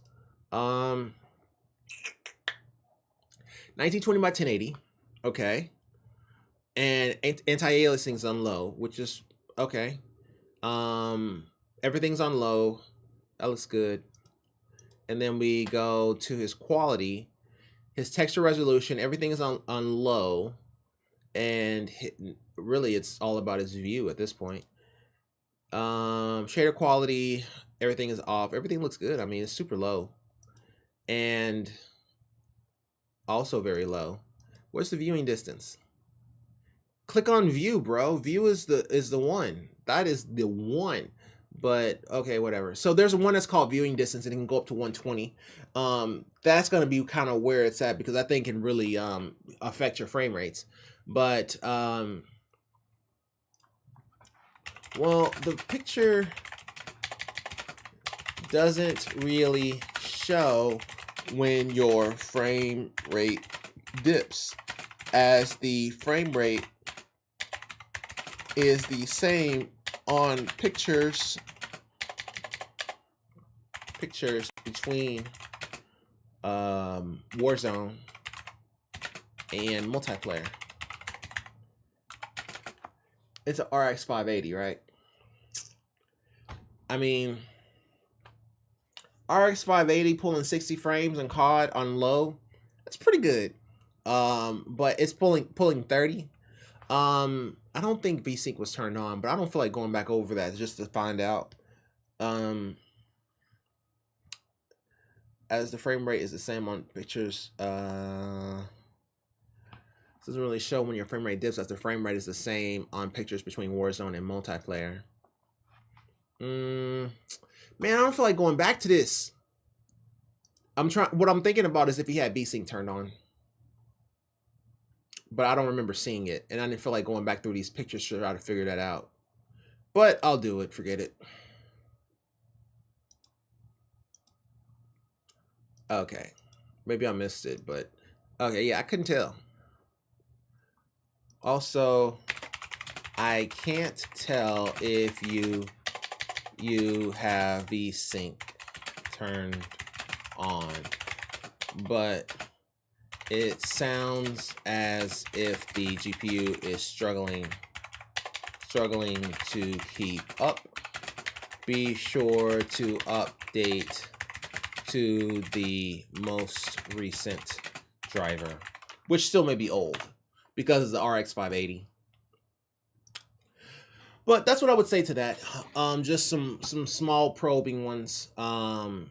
Like the pictures don't show when his frame rate dips. One is 69 and the other is 70. So that's not going to tell us anything, because if we see when it actually dips what his network latency is, then we can at least try to figure out if the latency has something to do with it. But all we really do is kind of taking him on his word, which is fine. It's just that it's kind of hard to really get an idea of what may be happening, because I mean, he's saying he's getting around 65 to 90 and then it drops to 35, but his picture is contradictory of that. His picture was showing him at 70 just fine. So, you know, and on top of that, I don't know if he can really hit that. Like a RX 580 on Modern Warfare 2, you know what I'm saying? Like 60 on lows, 40 to 60, that's like going with a GTX 1060 6 gig. Like we just talked about. Going with a GTX 1060 6 gig in Warzone, like, ew, like, ugh, bro, like that's harsh, man. I don't really see you getting over 60 anyway. So, you know, regardless if your settings are at low, that's pretty hardcore, man. So yeah, I would say update the drivers, see what that's like. And if he can upload a picture with his frame rate actually dipped, we can actually make some type of a correlation with the network latency. But that's kind of all we can really do on this one, and just see what he says. So we'll just keep our options open on that. We'll probably hear from him again. So i7IQ, we'll probably hear from you tomorrow, bro. Alrighty, so let's go ahead and go to the next one here. Let's say 8:30. Yeah, we'll probably finish a little bit earlier here, but that may be okay. Alrighty, let's go ahead and go to the next one here. Oh, actually, let me switch off real quick and switch on, just so I can update the chat. Okay. Oh yeah, this is the whole 1050 Ti thing. So he was playing Fortnite and he's saying he was getting really low frame rates, and but he had a GTX 1050 Ti, and he was like, "Hey, is it really that bad?" And then I was saying his we ended up seeing that core temp, it says his CPU is at 100% load at 30 degrees Celsius, and I was like, yeah, that core temp at 100% load is a killer. That explains the freezing and frame rate drops. See, at 1080p, your CPU is doing the bulk of the work depending on the game. So if it's at 100%, you are going to see those frame dips and freezing. I would say to close any programs you have running prior to you starting the game to see if that helps. But CPU load is our issue, so keep it there. Play a game while watching the CPU load to see if these changes made a difference. All of the programs were already closed. Isn't there a way I can make the GPU work too instead of it all going to the CPU? I also think it's very strange that happens because I tried playing with lowest settings and still freezing occurred. Well, let me ask you this. When you run the game, check Task Manager and see who is utilizing the most, who is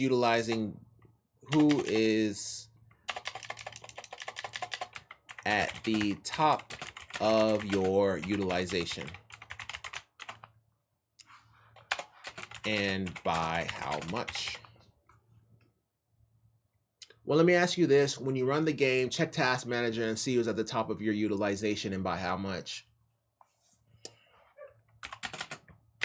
As to if something can be done, try 720p and see if that makes a difference. May actually be good enough to play. It's tough, man. These guys are tough, man. This 1050 Ti and Fortnite, this RX 580 and COD, man, that's tough. That's tough. You know, it's just kind of, you know, those are real iffy ones, man. You're really kind of pushing it as to what cards can actually hang with those. You know, you may end up being on some really low settings or 720p or something along those lines in order to get it work properly. But yeah, I would say lower the resolution a little bit to see if that helps on this one. Alrighty, additional big 9780. I hope that helps. Keep us posted, bro. Good one. Ooh, Lord, that is bright. This is blinding. All right, cool. Let me get a drink. Let me get a swiggy swig. And let's go ahead and go to the next one. All right, so this is from Raji's. Raji's? We'll go with that. I don't think I'm cut out for tech support or how I bought a user to tears by asking them to ask a question. Okay, this is different. There have been a few ongoing changes through our company, which I think may have contributed to the user's distress, but I still don't think I was entirely unreasonable. We've deployed MDM for company devices and BYOD, bring your own device, as the biggest change. And alongside there are several projects going with less end user impact, but a lot of work for our IT department, which includes me. That's the backdrop of the story. Okay. The tale itself starts with a ticket. It was sent in via email and picked up by our top desk crawler. The subject was logging in, and the body of the email was logging in has changed. And that's the whole thing. Nothing else, no screenshots, no hints, no mirror company prayers to the IT gods, just logging in has changed. Well, this is strange because though we had a lot of projects going on, I couldn't remember anything that should have affected the login procedure for any workstation or Chromebook. Yet this ticket clearly says that logging in has changed somehow.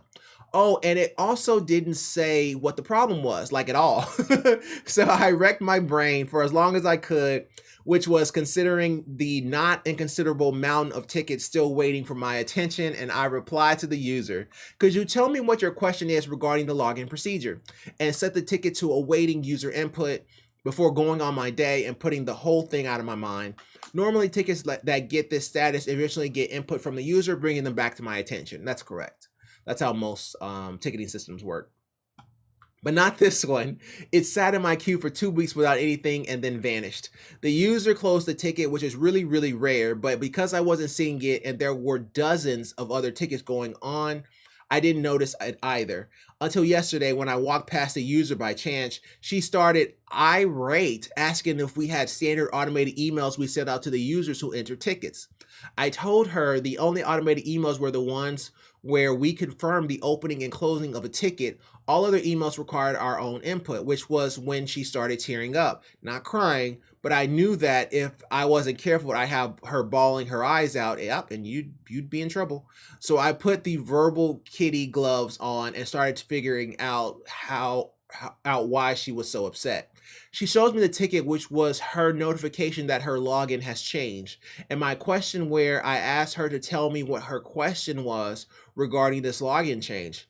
She starts to explain that she can't explain what's changed, just that she used to get a prompt for two-factor authentication on her phone, and now she has to use SMS verification when she wants to log in. Okay, so two-factor verification is going through an authentication app, whereas SMS verification is just a call on your phone that you see in messages. And that we couldn't ask questions that she couldn't answer. We couldn't ask questions that she couldn't answer. That's a double negative, bro. Her phone had a sync error that disallowed the prompt to be used, so I reset that for her and just walked away. Maybe in my next ticket, I'll ask the user what the major malfunction is, because if any questions from the service desk are wrong, I might as well get some memorable movie quotes in. Okay. I mean, I don't think you handle that any different or wrong or anything. Maybe in the next ticket, I'll ask the user what their major malfunction is. Nah. I think you played that as cool as you possibly could. Nah, I think you played as cool as you possibly could and helped her with her issue. That's all they can expect from you. If the ticket closes out, that's not on IT. If it closes out, that's not on us. Sometimes you can auto close it. So typically like 7 to 14 business days, or 5 to 10 business days, or 6 to 12 business days. It varies with companies. But after a certain amount of time, you can close out that ticket. But if it's still open and then she closes it, then I mean, it is what it is. So, you know, if she really had a problem like that, she could have closed it herself, or she could have contacted him, or he could have pinged her. So there's a lot of different things that could have happened in that situation. But I typically don't ping out. Like if I had a ticket like that and I saw it and I was like, hey, I need some more information because you didn't put any information in the title, I would just leave it alone. I'd do the exact same thing he did. I wouldn't ping out for it because typically, you know, it's saying if something has changed, that doesn't mean that something is bad. The only time I'd ping out is if they doing something that could turn out to be malicious, right? So they're like, hey, I got this encrypted email, or hey, for some reason, all of the stuff on my screen is encrypted, like that kind of stuff. I ping out. Like I would. Okay, one, if all of our stuff is encrypted, get that computer off the internet immediately. so that you don't encrypt other computers or worse, like network drives. But yeah, with this kind of a situation, I mean, you played it as cool as you possibly can, man. I think you did your job. The truly infuriating thing is, if you're lucky, they'll answer half of those, half of one of those questions. Yeah, man, it's you played it right, man. No one gets smarter. I used to teach struggling kids, and I met lots of people with this attitude. It was never effective. You can't inspire people to problem solve by denigrating them. It depends on the person. It depends on the person, because some people really respond to that, like military, and some people talking bad at you or talking crap to you can make you rise to levels that you didn't think was possible. So it really kind of depends on the person. But yeah, I mean, and you helped her, and you know, she didn't answer the questions and whatever. I don't know. I'll just leave it at that. There's not a whole lot here. But hey, man, you did your job. So hey, can't nobody say anything that can't nobody say you didn't do your job. So it is what it is. All right, so let's go ahead and go to the next one. Ooh, it's pretty. So I'm doing all kind of new stuff now. All right, so this is from Sensei Man. Sensei Man writes, need tech support with my PC. A few days ago, let me make sure I'm still streaming. I've been doing all this talking and I don't even know if I'm streaming or not. Okay, I am. I'm still good. All right, cool. All right. Sensei Man writes, need tech support with my PC. A few days ago, my PC crashed. First freeze screen, then just off while gaming, and my GPU died in this event. At first, the PC didn't boot, but a manual BIOS reset resolved the booting problem, and I have a spare GPU. The problem is my PC still crashes every 10 to 15 minutes. I tested RAM test, no result. Operating system, no corrupted or missing files, and reinstall. Test PSU, tested with an other new one. What can I do next?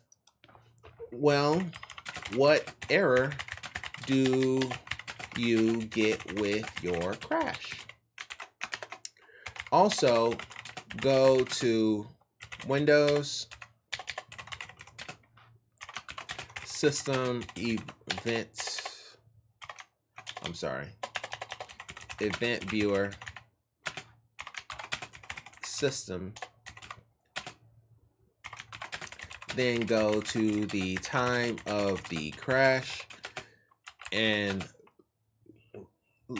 see what the critical error was. That will point you in the right direction. Yeah, just do it that way. Just go to Event Viewer and look at your system and see if that points you in the right direction on that one. All right, well, that was pretty good. That was pretty easy one. All right, Sensei Man, I hope that helps, bro. All right, let's do it. What's the next one? Ooh, build. Ooh, nice. Ooh, XTX, man. That's clean. That's clean. I love these cables. These cables are Corsairs. They come with the Corsair all white 850 watt, and I think that's what he has. It comes with the Corsair, and you can also get these white ones on the HX 1200. I ended up buying this because I'll show you guys the next time I do a stream once I get my other cameras back.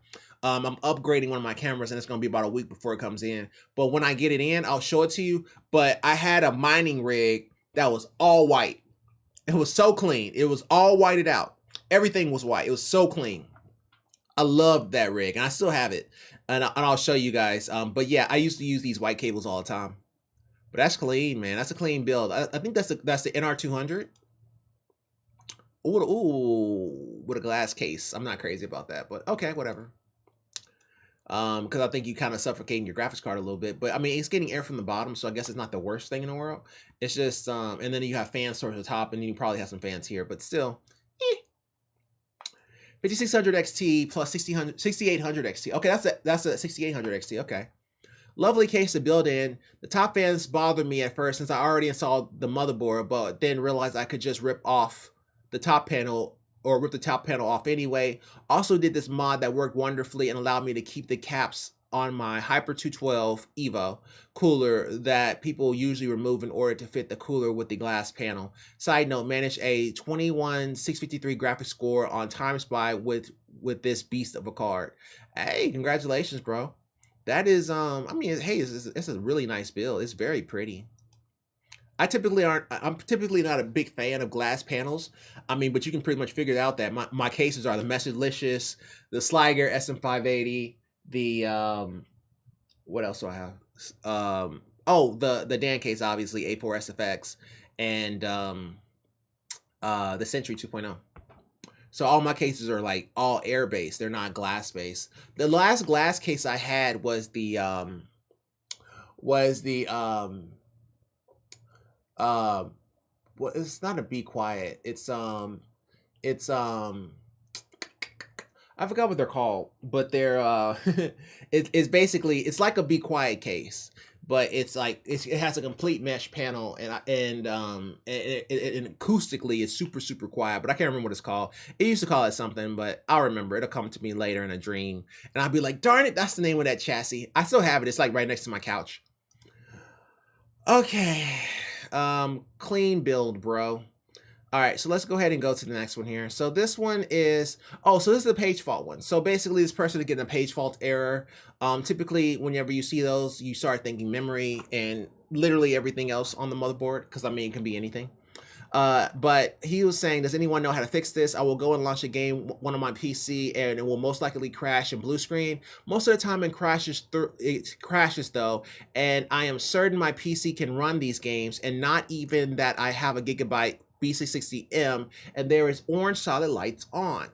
Okay, and then I was like, okay, sounds like you may have a memory issue. Out of curiosity, how much RAM do you have and how many sticks? Dual channel, 16 gig, 3200 megahertz, but it's currently at 2133. Okay. Okay. Remove one and see if that resolves the issue. If it doesn't, remove the other and swap them, okay, if it doesn't, then put the other one in and test in a different socket. Yeah, so you know, just troubleshoot the RAM. I don't want to go too further on this one here, because his answer was just like, hey, dual channel, out of curiosity, how much RAM do you have and how many sticks? Yeah, he didn't mention that he did anything, so I think this is one of those customers you might want to go step by step with. So let's just go step by step with them. So you know, if you're getting page faults, then let's go ahead and look at that memory. Let's go ahead and remove one of the sticks to see if maybe you don't have anything damaging, because it's happening too often for him.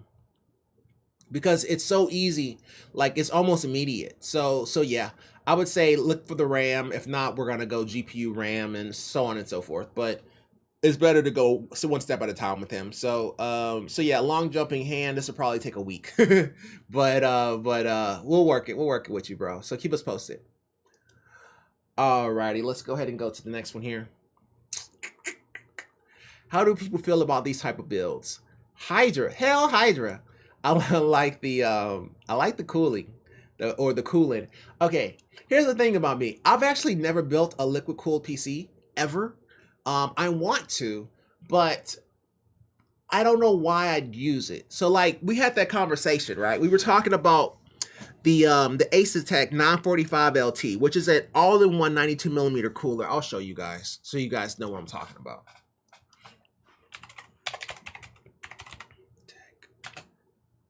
945 LT or 645 LT, Asetek, and it's 645 LT. 645 LT. Yeah, this guy. So we were talking about the Asetek 645 LT, right? And we were talking about putting in ITX builds.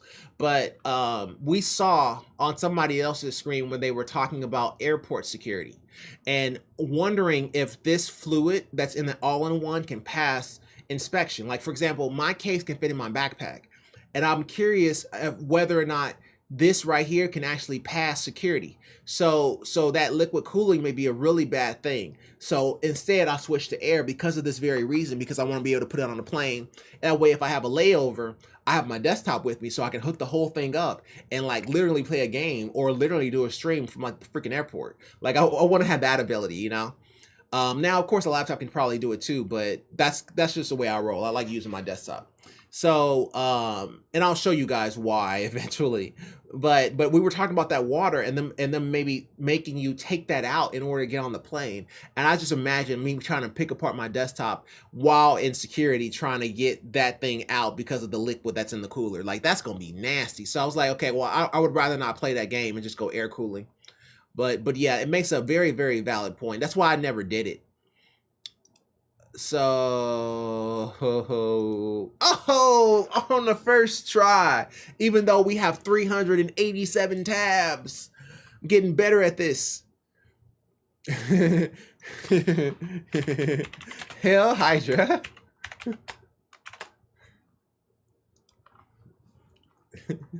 I am being funny, but yeah, I like it. I like it. You like it. I love it. And that's a pretty beefy cooler too. For a 120 mil. Alrighty.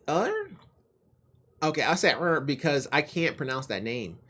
Ooh, bro. You need like 8 more vowels in order for me to be able to pronounce that. We'll go with Blex. Blex writes, why has my Ethernet connection stopped working after a 2H22 Windows update? So my Ethernet stopped working after the Windows 2H22 update. After I uninstalled the update, my Ethernet started to work fine again. I just factory reset my PC as I just wanted to clear everything off of it. However, obviously in doing so, it reinstalled Windows for me and I assume put the 2H22 update on for me. Is there any way to fix this? My PC can't connect to Wi-Fi. I only use the Ethernet for it. Or is there any way to get rid of the update? I can't go back as I factory reset my PC. Well, what? So is your Ethernet not working or your Wi-Fi? When you go to your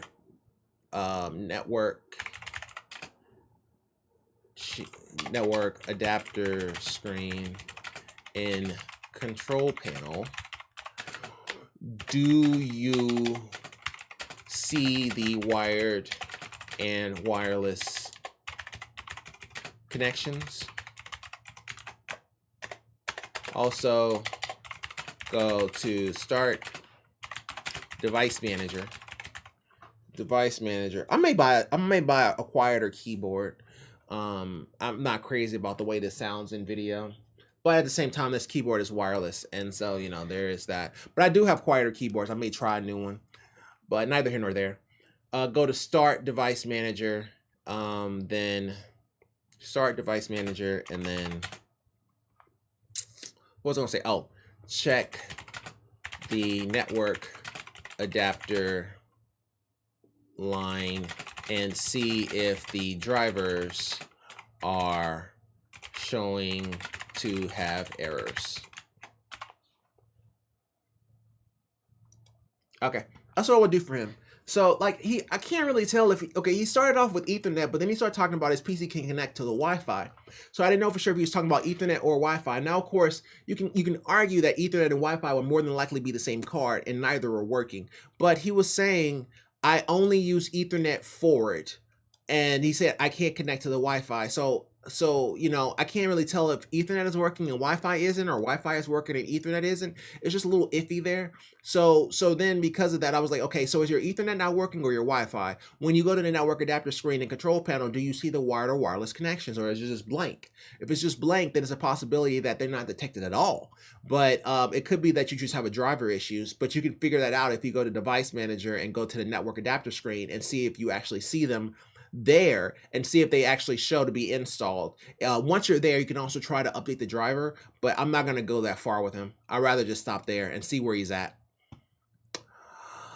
Alrighty, Blex, keep us posted. Let's go ahead and go to the next one here. Ooh, it's so cute. Oh, it has a 12 pin, the VHPWR. Bro, okay, so the only thing with this is it's an A50. It's an A50 Platinum, right? So that's what, An 850 platinum is 93% efficiency. So that thing is gonna gonna give you a good 800 watts or more. So I mean, it's pretty sweet, but at the same time, I'm like this. Like it's an 850 watt. It should be able to run a 4090 plus anything else you want to do. But I remember I upgraded from an 850 to 1000 because I thought I was having an issue and that was what was causing my power issue, but it wasn't. But if I can get a 12 pin, I would do a lot for that because in order to trade away the 8,000 cables you need to hook up that stupid 12 pin to just one cable, that would be clean, especially in a case like the Meshalicious where you don't have a whole lot of storage and space to work with. But at the same time, you know, it's already set up and I'm not touching it. Case I'm not going to open it just so I can give less cables. Like, it's not worth it. Especially when I already have the 1000 watts. So, you know, to each his own. I like the case, but let's see what these people are saying about that. It's very cute. I heard the cables suck very bad. What is it, a Silverstone? I mean, do I have any Silverstones? I have the 1000 watt. The 1000 watt is also a Silverstone case, and the cables aren't so bad. Is it a Silverstone? It may be a Cooler Master. I can't remember. Whichever one is a 1000 watt. There's only one. 1000 SFXL PSU.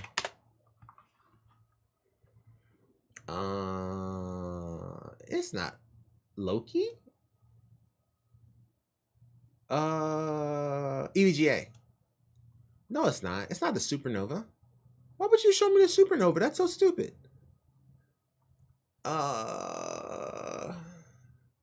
SFX 1000 watt. Oh, there's a new one.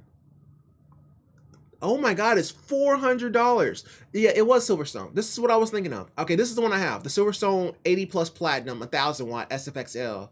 And there's another new one, a Loki 1000 watt. Oh, that is super duper expensive. It must have that 12 pin. Oh, it does. Okay. That's actually pretty clean though. I like the coloring, but that's a little bit overkill. That's the thing about RLG boards, man. Like that whole tie-dye experience, I'm over that, man. I'm an old man. I'm almost 40. Like I'm not trying to look for no rainbow colored popsicle power supplies, man. I just want you to work properly and give me what I want and leave me alone. That's all I want. And some peace of quiet, and maybe troubleshoot a few issues with some friends. That's all I want in life, man. But a rainbow power supply, like that's a bit much. All right, so let's look what he got. So addressable Aura RGB. Okay, that's what that is. So he only gets one of the 12 pins, which is all you really need. And then he has his 24 pin and 24 pin plus. So it's like a 20 plus 8 or 20 plus 10. And then he has a couple of 6 pins for SATA. Then he has the CPU PCIEs, but he doesn't need that whenever you got the 12 pin in this particular situation, because this is a spec for like 4090s and stuff like that. That's pretty sweet, but that price point is not. So platinum efficiency, full modular power supply, compatible with PCIe Gen 5 and ATX 3.0, 120 millimeter ARGB fan. Obviously, you can probably turn that off. Support Aura Sync and PCIe 5 power supply. That is clean, bro. That is clean. And that is ultra expensive. Ultra.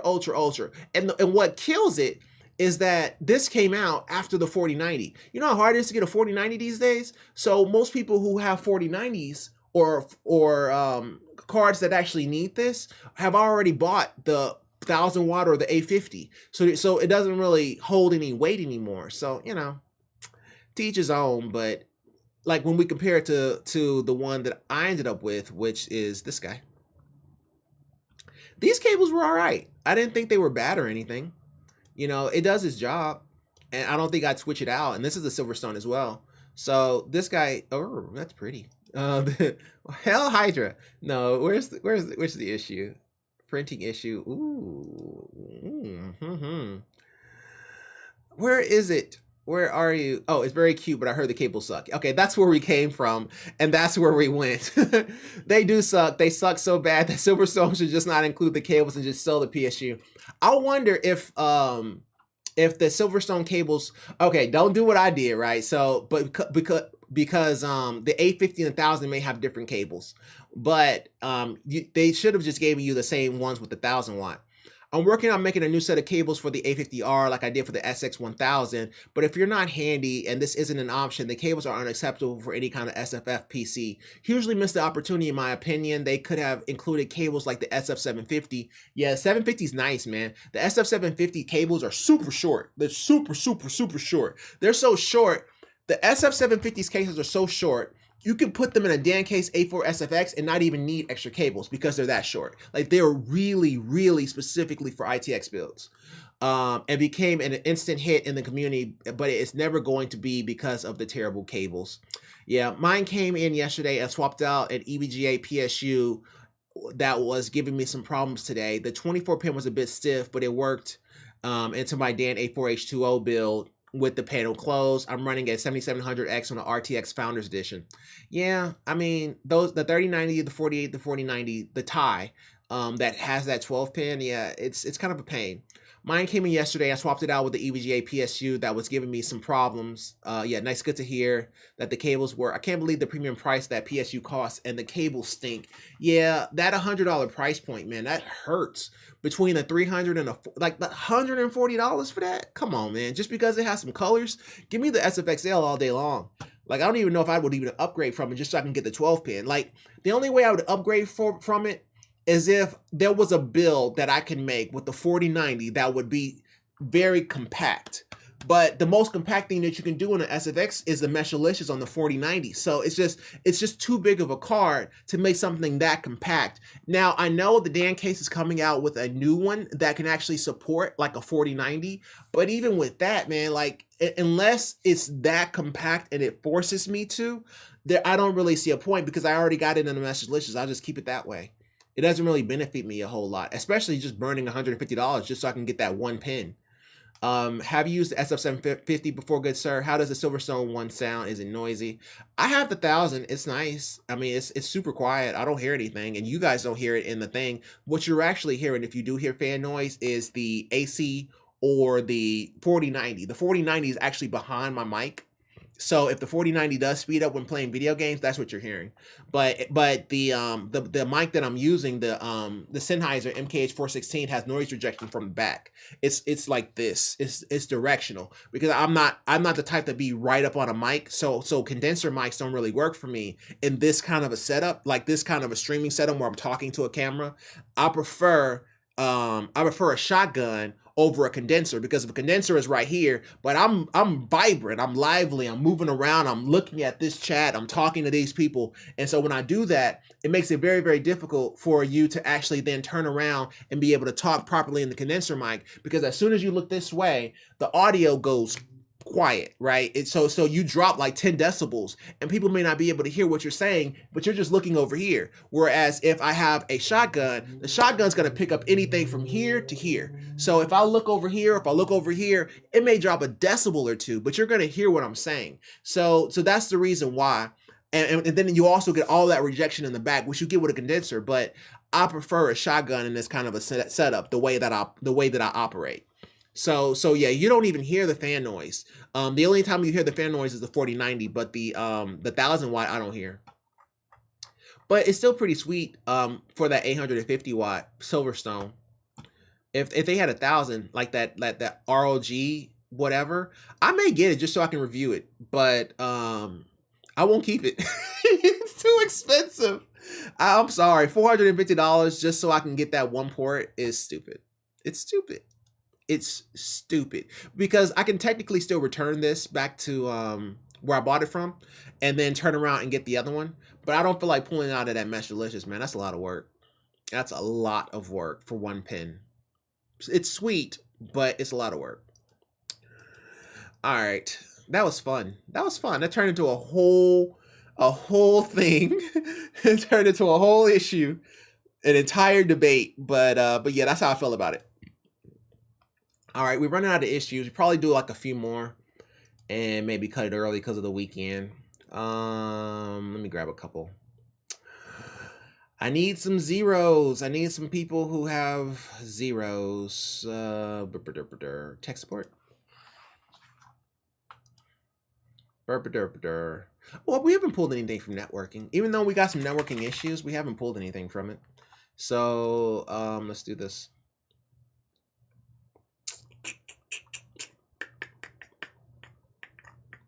That's an ad. Nothing special. Oh God, this is true networking.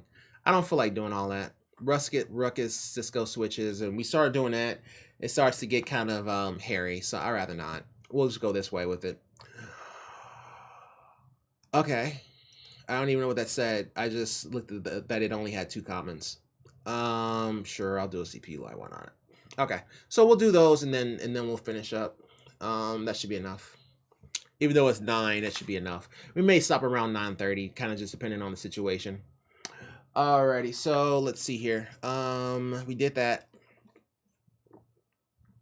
Oh dear God, a printing issue. You know how long it's been since I have a printer issue? I haven't had a person ask me a printing question in 10 years. No, 9 years. It was a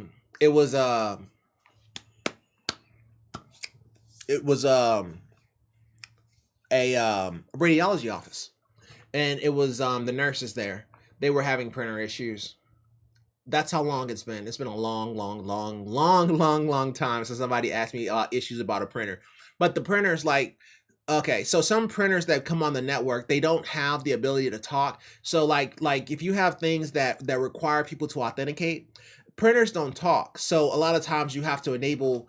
I'm trying to be as inclusive as I can. So you have to basically enable it for it to connect by authenticating with its MAC address, and you use that in order to authenticate the printer and let it get onto the network so that it can download updates and stuff like that. And also it allows, like for example, most companies that have printers also have people that work on them remotely, so they can download updates and stuff like that. And they want to be able to log in remotely from wherever they are to the printer so they can do their updates and whatever job they need to do.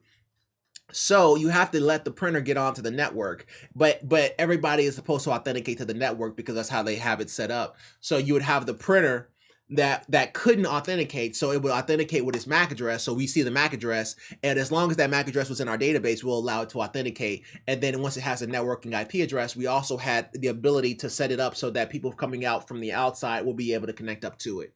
So that's kind of what you would do in those kind of situations, and that was what I was troubleshooting with them, is that they basically had a printer that couldn't get onto the network. All right, so printing issue within browsers. Anyone else having issues with printing from a browser? Most of our workstations are on Windows 11 and our printers are deployed via GPO. That's a group policy. Driver and firmware are up to date. Everything prints fine, and then all of a sudden it doesn't. No event logs. Only issues we are seeing are in the browser. The only workaround is stopping and starting the printing spool service. Adobe, Word, Excel, all print fine.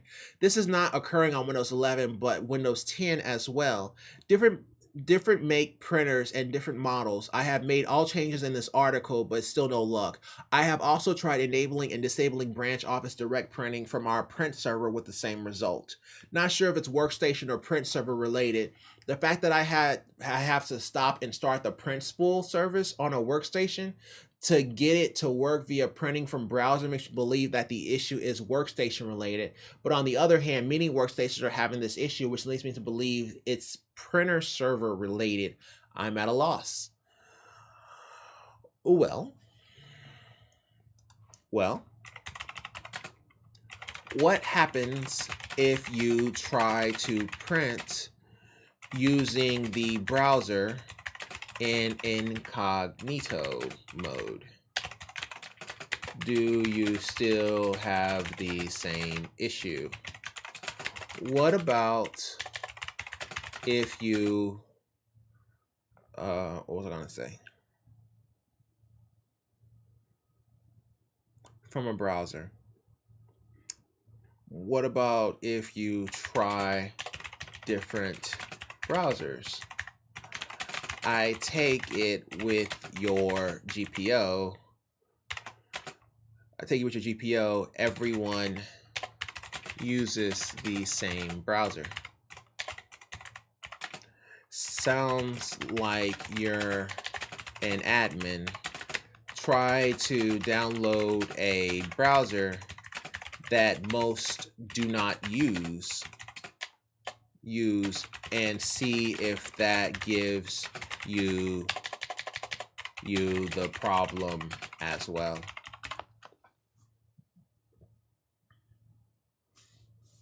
He only has the issue in browsers, right?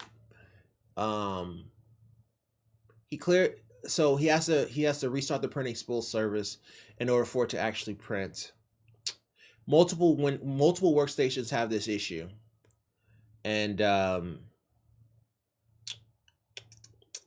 but it's but the whole place is on GPL, so everybody is associated with a group policy, and typically group policies also choose which browsers you want to use as well. So try to download a browser that most do not use and see if that gives you the problem as well. And then what happens when you try a browser in incognito mode? Does that answer all my questions? I feel like I wanted to ask one more, but I can't remember what that question was. It'll probably come to me. But this is fair. This is a good troubleshooting step. So we'll go from here and then see what he says after that. But yeah, I would try incognito mode to see if that changes anything, because it could be some type of a okay, so there's some certain companies that create applications that work as extensions for browsers, so like, for example, you can create scripts and use that as an extension for your browser, so that people who have a site that everybody goes to uses those extensions associated with that particular browser in order to make things work. So yeah, so it could be that you may have an issue with your browser due to the extensions, hence the incognito mode. So try incognito mode with the same browser everybody's using, and then download a different browser and see if that changes your issue. Alrighty, Azula Apache. I hope that helps. It's nice that we get a printer issue, man. It's rare that I get them. I don't get them as much as I used to, but it's still pretty sweet. The United Kingdom. The United Kingdom shows finally upgraded my from an i7 7700 to a 5600X. I like the 7700. I have one. That's the one that's that I just took out of the Dan case. It's really good. I like it. I mean, it does its job. You know, it gives you whatever you need. I mean, it's quad core. I mean, and you know, it's not the K, so it can't overclock, but it's still pretty sweet. I love this little machine. Yeah. What is that? Is that the T1 Form T1? I think that's what it's called. Form T1. T1 images. Oh my dear Lord. Form D. I mean, somebody doing their taxes. I was just trying to look at a case. Where is it at? Yeah. Oh, maybe it wasn't the Form DT1. Which case was that? Oh no. Oh. I was like, no, I lost it. Or Ghost. Maybe it's Ghost. I guess we'll find out when we look down here. It's definitely a breath of fresh air to see an upgrade to a sensible last-gen mid-range system instead of a... What you trying to say? What you trying to say? You trying to say I spent way too much money on my build? I get that. That's why I didn't post it anywhere. That's why I kept it to myself and kept quiet. But the reason why I did mine is because I wanted to be able to troubleshoot issues and not have any problems with games, and play them at the highest settings and be able to troubleshoot in case there was an issue with the 4090. But still, I get that mine is overkill. I get that, but still, it's pretty. Definitely the way to go in this year of crappy CPUs and GPU releases. I'll agree with that. A lot of them are kind of iffy. I liked the 7900 XTX release, me personally. Now, of course, the whole 110 degrees Celsius hotspot is bad, but overall, I liked the release of the XTX, because the XTX was sweet, because the XTX can fit in the Sentry, and it can fit in most of your ITX cases, and it's stronger than the 3090, right? So it basically almost it had the potential of being the successor to the 3090 XC3. But it wasn't, because all of the manufacturers made cards that were way bigger than the reference, and you couldn't even get the reference. You could only get the other manufacturer cards, but those were all 3-slot. So the very thing that it advertised being the best at, which is its form factor, it gave up because of all the manufacturers cards being 3-slot, which made it just trash to me. So it's just, you know, I thought I could get like the reference model, but yeah, I couldn't. And the 4090 was available, so that's the reason why I got it. I actually went there looking for the XTX. XTX wasn't there, 4090 was. I was in line. I was like, I'm just gonna make this happen, because if I didn't, somebody else was gonna get it. And if I didn't like it, I could just sell it. So, you know, I wasn't too worried about it. But yeah, the XTX I would say was a pretty good build, pretty good launch. 4080 was trash. 4070 was trash. I give you that. 4080 and the 4070 Ti, which was the 4080, they were both trash launches. But the 4090 was pretty good too. Thanks was actually set up a LAN after we all did rebuilds, but I'm definitely happy. This is a great build, man. To be fair, I thought the 7700 was also a pretty good build for that case, but the 5600X is really good. Oh, it's the Ghost S1. Yeah. But the Ghost S1 can't use a PSU. Can it use the SFX? I didn't know the Ghost S1 can use the SFX. I thought it could only use the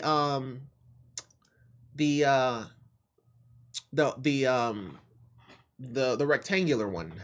I forgot the name of it. But Ghost S1 is pretty clean. Oh, that's clean. It's pretty. What's the dimensions on it? 332? Kind of long, but it's pretty. I can fill up to a dual slot GPU. 305 millimeter. I guess it's not that long because 305 millimeters. That's the 3090 XC3. And okay, you probably don't know what the hell I'm talking about. 3090 XC3. 3090 XC3 is the strongest 2-slot graphics card that you can get currently, and it's very, very, very, very hard to replace. It is the equivalent of the Zotac 1080 Ti Mini. They are on par with each other in terms of value to somebody. Because like for the ITX world, this 2-slotter here can fit in damn near any case. It's really nice. It's really, really, really nice. And it gives you 3090 performance.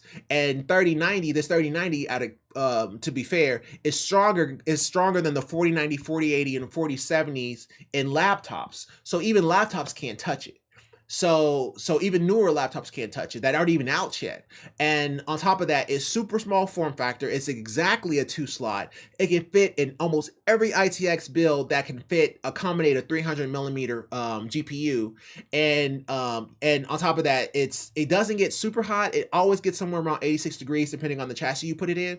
It's overall one of the best graphics cards this side of the Zotac 1080 Ti Mini, which was even better because the Zotac 1080 Ti, like the Zotac 1080 Ti Mini, this guy was fire. This guy was absolute fire because of its form factor.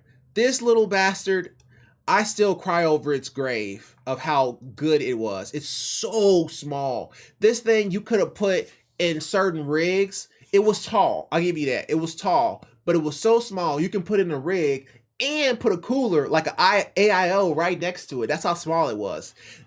I rank the 3090 XC3 in its form factor and what you can get out of it on the same level as the 1080 Ti Mini, which was revolutionary. Okay, granted it was hot, but it was still revolutionary because it made your builds so small, so small for what it gave you in performance. It was great, especially at 1080p. Man, you get 140, 150, 160 FPS at 1080p. Oh man, it was great. It was so good. But the 3090 is its new replacement. Printing issues we already worked. And yeah, we were talking about just his build. His build with the Ghost. I like the Ghost. The Ghost is really nice. It's pretty. I did this exact build over Christmas. Only difference was I used a 5600G and I used my old 1060. You know what? I would wager a bet that the 5600G and the 1060 are actually on par with each other. That you may not even have needed that graphics card. Because they literally may be close. Really, really close. But, you know, I like that keyboard. I've seen this keyboard a lot lately. I wonder if it's really good, but I need a keyboard that's quiet, that won't pick up in a mic. And that probably will. So maybe it's like some Cherry MX. I think Browns are pretty quiet, but I can't remember. All right. I think we hit them all. Oh, no. Here's one. So this is LF Burt. LF Burt writes, it's new. Okay. New gaming computer, inconsistent packet loss and issues across games. Oh, it's networking. Okay. I was not having this issue previously, but once I upgraded my computer, occasionally in Warzone 2, Escaping from Tarkov, Overwatch 2, or any game, I notice my packet loss goes from consistent to 100% and lose connection for a few seconds. This occurs about once every 10 minutes or so. I am using an Ethernet cable and did not have this issue even once on previous gaming computers. Any tips on how to troubleshoot this issue? I have a 700 plus megabits per second down and 20 megabits per second upload. Yeah, of course I know how to troubleshoot this issue. I have no idea how to troubleshoot. That was joking. Let's think about it. Okay, so new gaming computer, inconsistent packet loss across games, but he has it whenever he connects to the internet, and he's just playing the game. Now, he said Warzone, and he said Escape from Tarkov, but then he also said Overwatch 2, or any game I noticed packet loss to go from good to nothing. Okay, but he's wired, so there's no Wi-Fi here. So, yeah, I would start with DNS. On your router, check to see if your DNS settings are set to the ISP or if they are Google.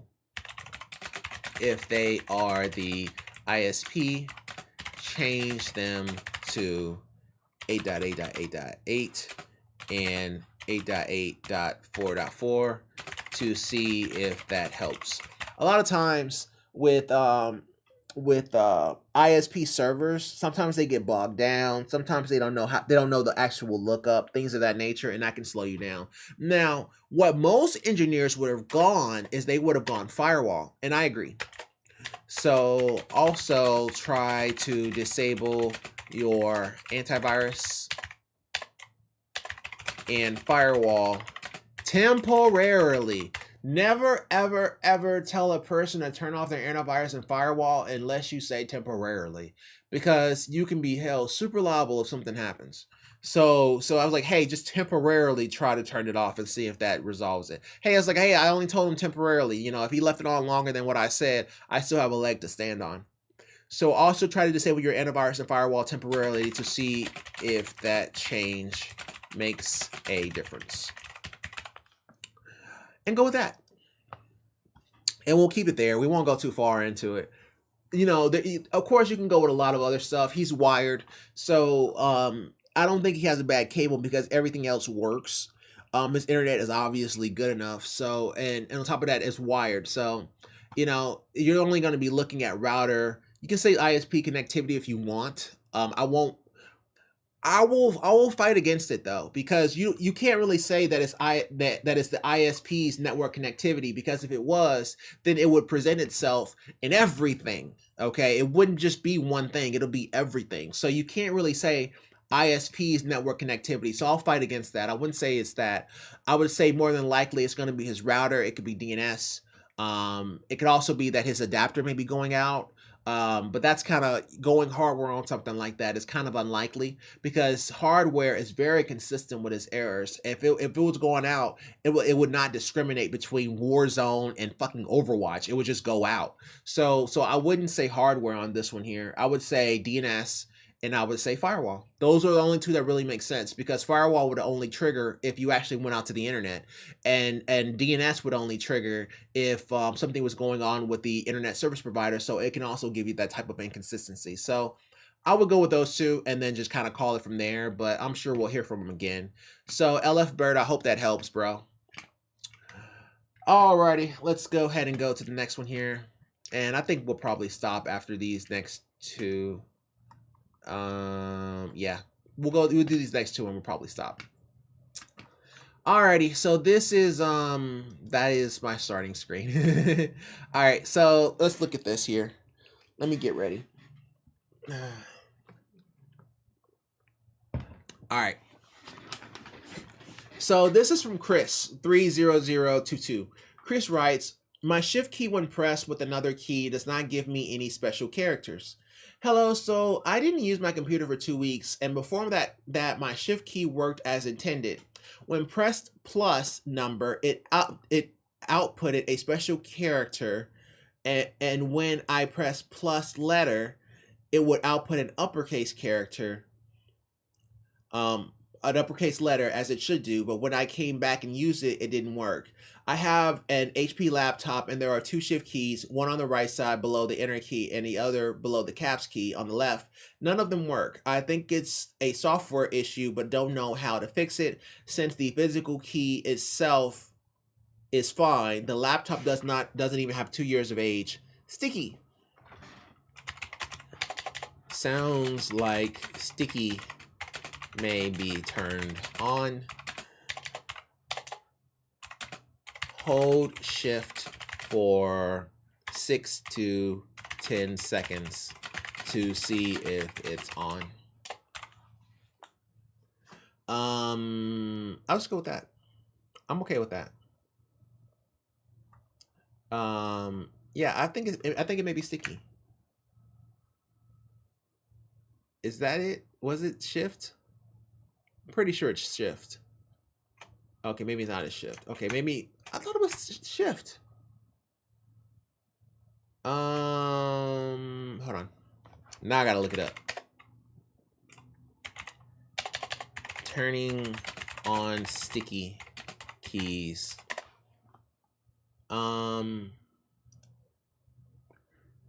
Press a keyboard shortcut such as Control Alt Delete 1 key at a time. Was that what I was thinking about? 3 ways to turn on and off sticky keys. Use the shift key. Yeah. It was the use the shift key. Do you want to turn on sticky keys? Sticky keys lets you use the Shift, Control, Alt, or Windows logo keys by pressing 1 key at a time. The keyboard shortcut to turn on sticky keys is to press Shift key 5 times. That's what it was. It was Shift key 5 times. Lets you use the Shift, Control, Alt, or Windows logo keys by pressing 1 key at a time. Yeah. Let's go with that. I'm okay with that. It may be off, but I think everybody else may have given them better answers. So, yeah, uninstalling the keyboard. I had to access to fix my HP laptop when nothing else worked. Have you tried HP customers to turn off the high key feature? Yeah, Google your PC module and re-engage. Run keyboard troubleshooter. Okay, yeah, I like my answer better. So, yeah, sticky. It was the Shift 5 times. That's what it was. I think that he may have sticky turned on and may need to turn it off. If it's on, turn it off. Now that doesn't really explain his issue, but it may be his issue. So I'll just leave it at that. That's the first thing that came to my mind, so I'm just gonna stick with it. It could be wrong, but that's just what came to my mind when I first looked at this issue. The first thing I thought of was sticky, so I'm just gonna stick with it. If it's wrong, it's wrong. I'm okay with taking an L, but that's what I thought, and I'll stand by it for like 8 seconds. All right. We're going to call this the last one. The CPU light on my motherboard keeps popping up. I just got computer parts and sent them to Best Buy to be built. I didn't know they did that. When I got it back, everything was fine for a day until the CPU light on the motherboard came up when I turn on the computer, which leads to no display. But most of the time, after a little while of unplugging and waiting for it to turn on, I'm allowed to play it till I shut off. This happens every time I turn it on. Anyone know what to do? Take it back to Best Buy.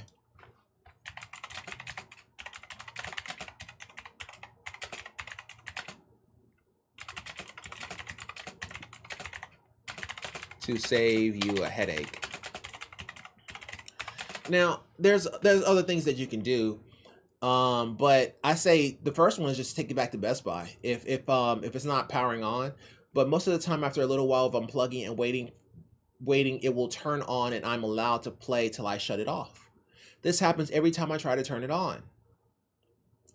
Allow it to play until I shut it off. While I'm plugging and waiting, it will turn on and I'm allowed to play, which leads to no display. Yeah. Could be several different things, but we will get into that if Best Buy doesn't help.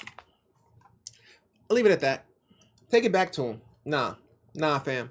I take it back to him. If I got a computer and I had a problem, especially when I gave them the parts for it to be built, no. I just take it back to them and let them work it. That's silly. Yeah, everybody agrees. I got an appointment tomorrow. Yeah, just take it back, bro. It's not worth it. All right. All right, cool. So I think we helped darn near 30 people. So hey, that's a good that's a good start. So I'll just leave it at that. Yeah, we'll stop a little early today, you guys. I'll pick back up tomorrow at a good time. But yeah, 2.5 hours, 2.5 hours with all technical issues and no breaks for gaming. Let me know if that's kind of something that people are interested in. We'll see how it works and we'll play it. But it wears me out quicker because we went from doing like we used to do 18 and 20 and every file we break for a game. So we'll do like 30 minutes, 30 minutes, 30 minutes, 30 minutes. But now we're just constantly going. So there's no breaks, but we break with other topics that are kind of out there, like ITX builds or pretty builds and stuff like that. So we break with that. But because of that, you're doing like double the work. So we'll see how this works. It really becomes exhausting after a while, but it's not bad though, because it keeps the same content. So now you truly are science and technology instead of splitting it between science and technology and gaming. You see what I'm saying? Now I can create a channel or a stream that's just straight gaming. So there's a couple different ways to play it, but we'll figure it out. We'll figure it out. See if I can do this every day. We'll probably get to a point where we find a happy medium between everything, but I will leave it at that. And that's going to do it for today's episode. Thank you guys so much for watching. And if you like this video, go ahead and like button. If you really like it, I'm going to subscribe. I love you out the way. Take care. All the best. And bye.